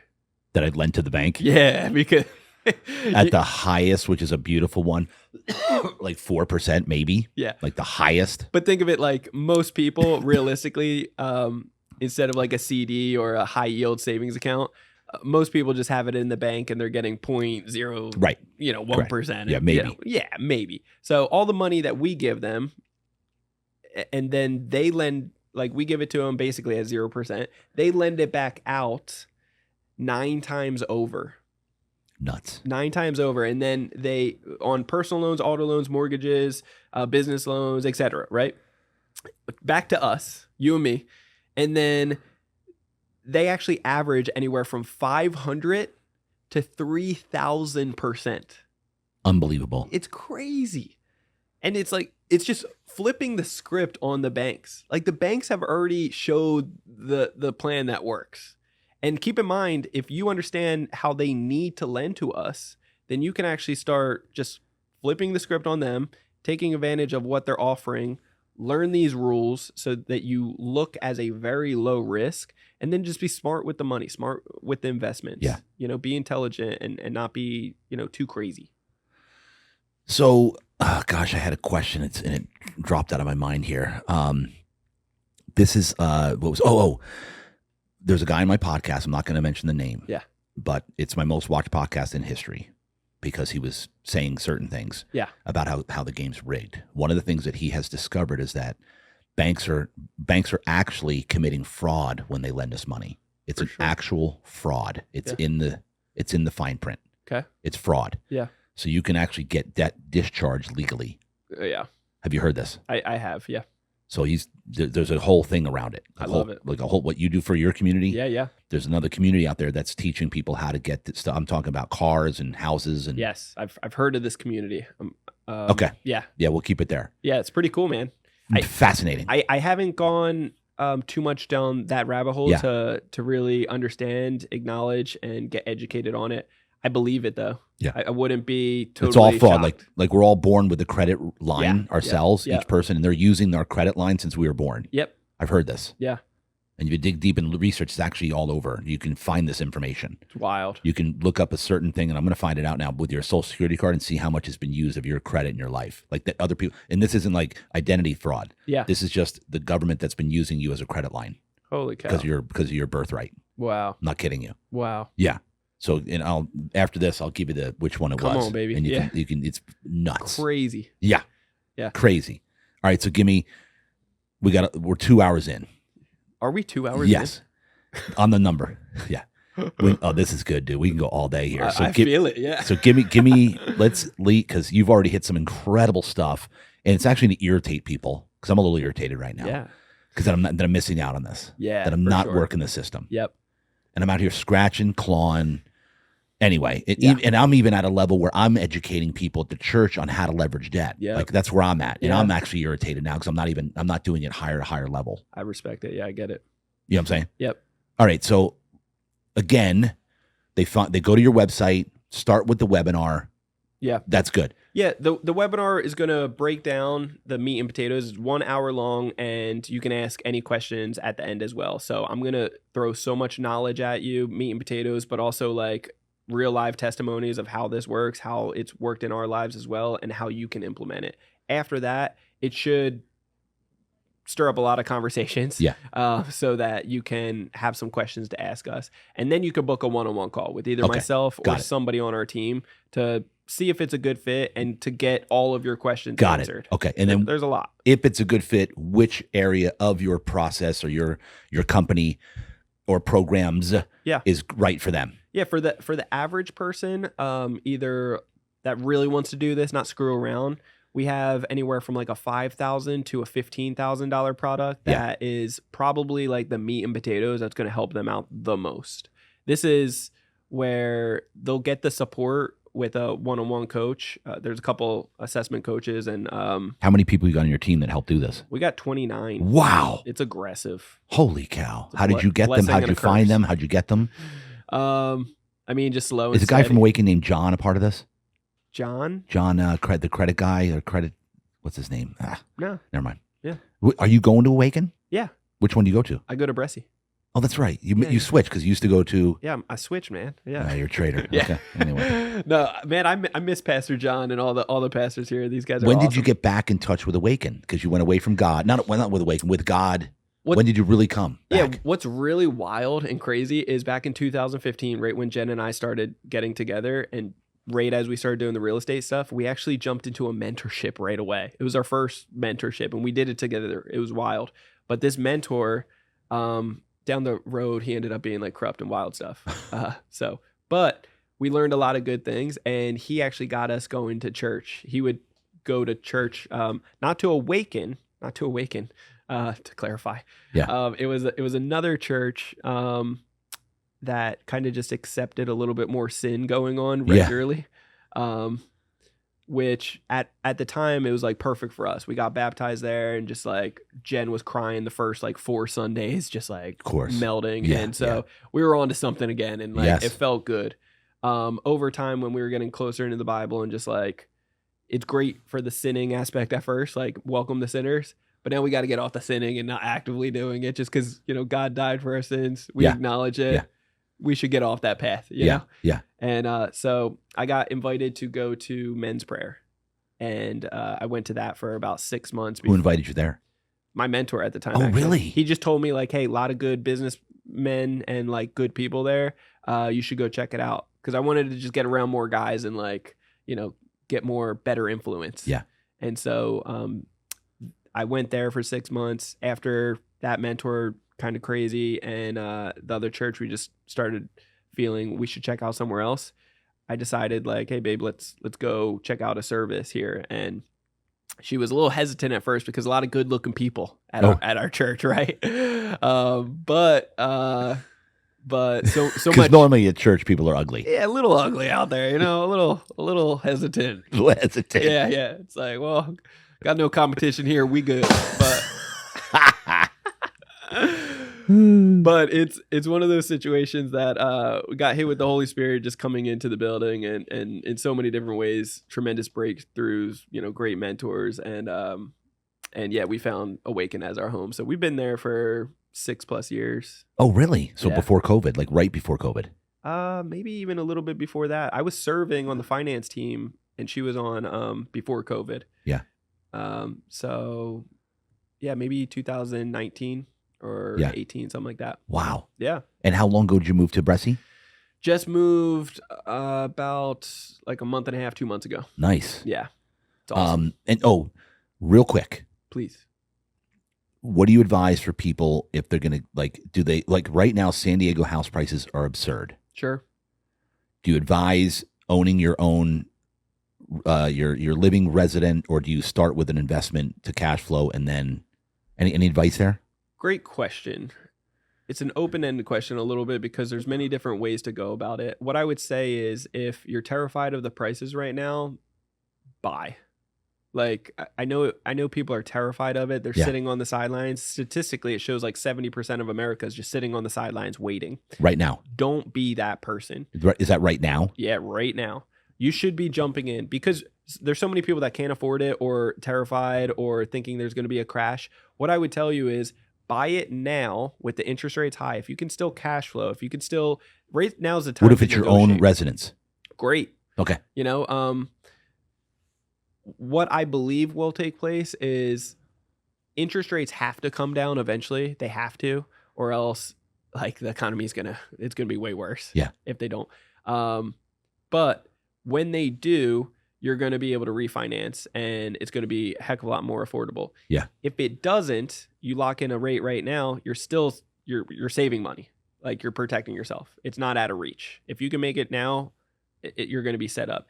If you believe when the rates go down, everybody and their grandmother is going to jump into the market. And it's going to force the appreciation up so much higher. There's only so much supply and demand. We're still having a supply, shortage at the end of the day. But so many people aren't in right now, so it is a great time to actually, make something work. And a lot of the lenders, like they get paid off making moves because it's slow right now. Of course. They're willing to do more things.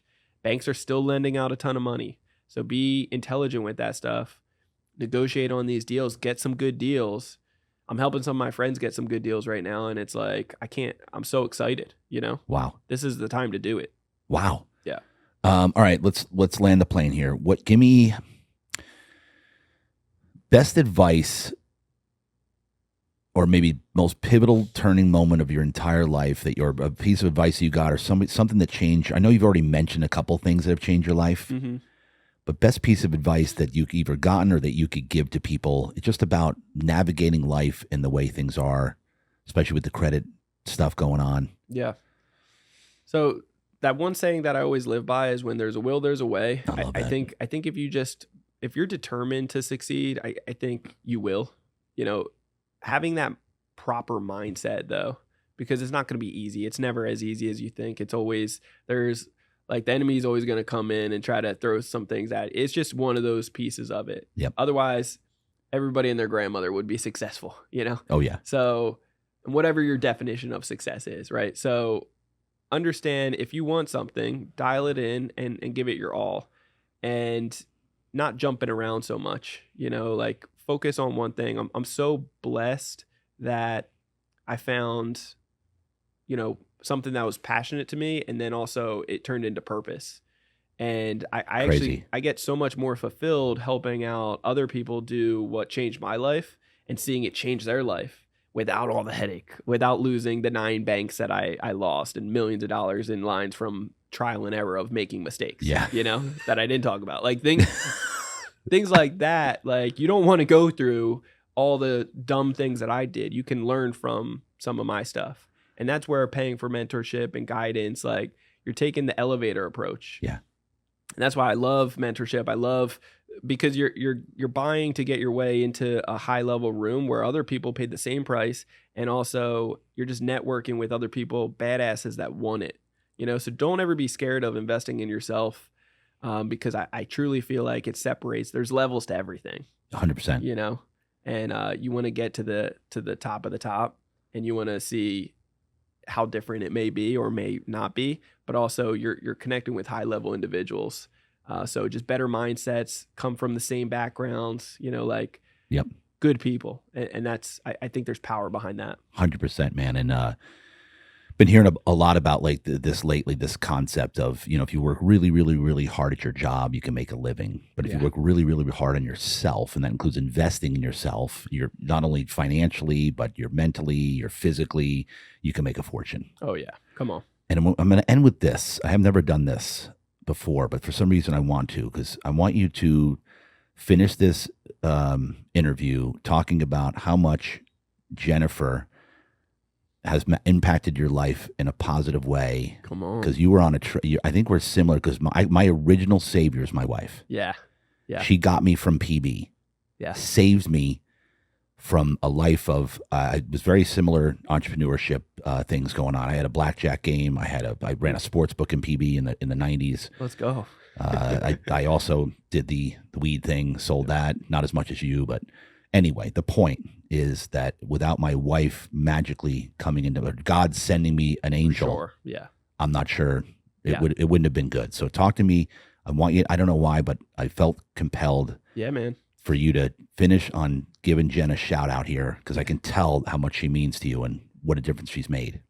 Yeah, I don't even know where to start with that. It's one of those situations that God's so good in so many ways, and he demonstrates it with such an amazing soul of a human being. Like I can't explain that enough. When somebody gets to meet Jennifer for the first time, they make best friends with her right away. Yeah. Within like minutes, open up the most deepest, darkest secrets, like wild stuff, and I'm like, man. And then they let her know, like, I've never told that to anybody. Yeah. And so she has that ability, but then she also just has the kindest, like, she doesn't hold anything to you. She beats herself up more, which breaks my heart, but like, we're working through it. But it's one of those situations that she gives so much grace to so many people that really don't deserve it in her life in the past.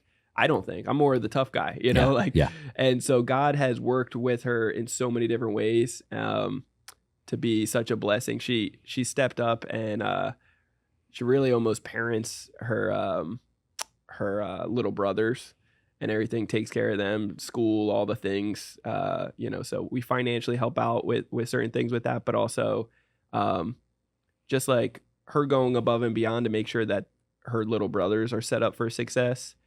So I can't wait till we have kids, because I've seen her basically mother and steward those good relationships and turn them into amazing, like, little human beings, right?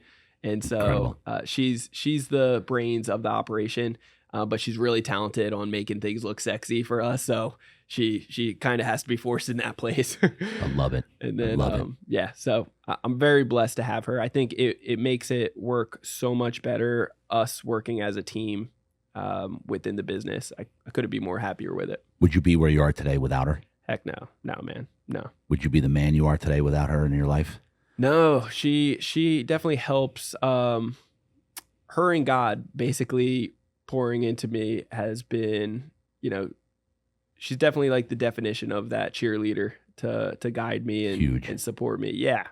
Yeah. And give me, because business is not easy, man. No. You know this to be true. It's like, and as guys, going at it and just running and, playing to win, things come up and there's tough times, and so she's right. Like, she's my ride or die. So it's really awesome. Without them being our cheerleader, believing in us, knowing every day that they believe in us, is everything. Yeah. Like, they trust us. Yep. They believe us. You and I do 80, 90 hour weeks. Yeah. Grinding. She never quit. Where are you? What's going on? How come you didn't come home? No. She knows if I'm out there, I'm doing something for the family. Yep. She doesn't beat me up when I make mistakes. She supports me and like, hey, we'll figure it out. We'll go through it, And so, yeah, she's just an amazing human being. And it's awesome to do work with her, but it's great to do life just everything.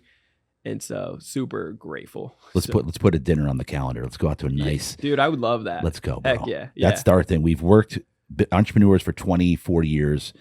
We've worked and we go fine dining. That's all we do. Yeah, same here. Let's go. I like that. Let's do it, man. Dude, this has been awesome, man. So as far as Jennifer goes, something just came to me, Brandon. I'm going to prophesy right here live on the air, because you just said it, how people just open up to her and will tell her anything within minutes. Oh, yeah. I'm going to prophesy right now. I think she needs to have, or is going to have, her own podcast. Heck yeah. Has she ever even thought of this? She has thought of this. Come on. Yeah, she's actually brought this up to me several times in the past. And so we would love to actually set that up. This is Real Deal Talk, where I'm announcing it now, prophesying that Jennifer is going to have her own podcast. Because if people, this is why I started mine. Because everywhere I went, people thought it was funny, and I always ask a million questions. And then people tell me anything. I can get anything on anybody. I'm like, dude, you need your own podcast. Yeah, come on. So finally, like, all right. Yeah. So Jennifer, this is how it starts. Come on, baby. Let's go. Jennifer's going to have her own podcast. Yeah. And who knows where that's going to go. Yeah, come on. Let's go. So I'm prophesying right now, Real Deal Talk. Jennifer you're going to have your own podcast, sister. Make it happen. Yeah. Let's Jesus' go. name. Let's go. In Jesus' mighty name. Amen. Heck yeah. Ladies and gentlemen, we're calling it. Otherwise, we'll go freaking all day and I'll get no work done. Brandon Elliot, Credit Counsel Elite. Yep. CreditCounselElite.com. Go to his website, look him up, get on the webinar. I'm going to do it. Reach out for a call if you're a business owner, if you're somebody just looking to maybe increase your credit and start leveraging the wealth game of how you leverage credit cards to either buy properties or whatever else you need to fund your business. Yep. He can help you. Yep. And him and his team can help you for sure. So look him up. This has been amazing, bro. Yeah. Appreciate your time. It's been an honor. It's been a pleasure. Brandon Elliot, Real Deal Talk. That's a wrap. Let's go. Yes.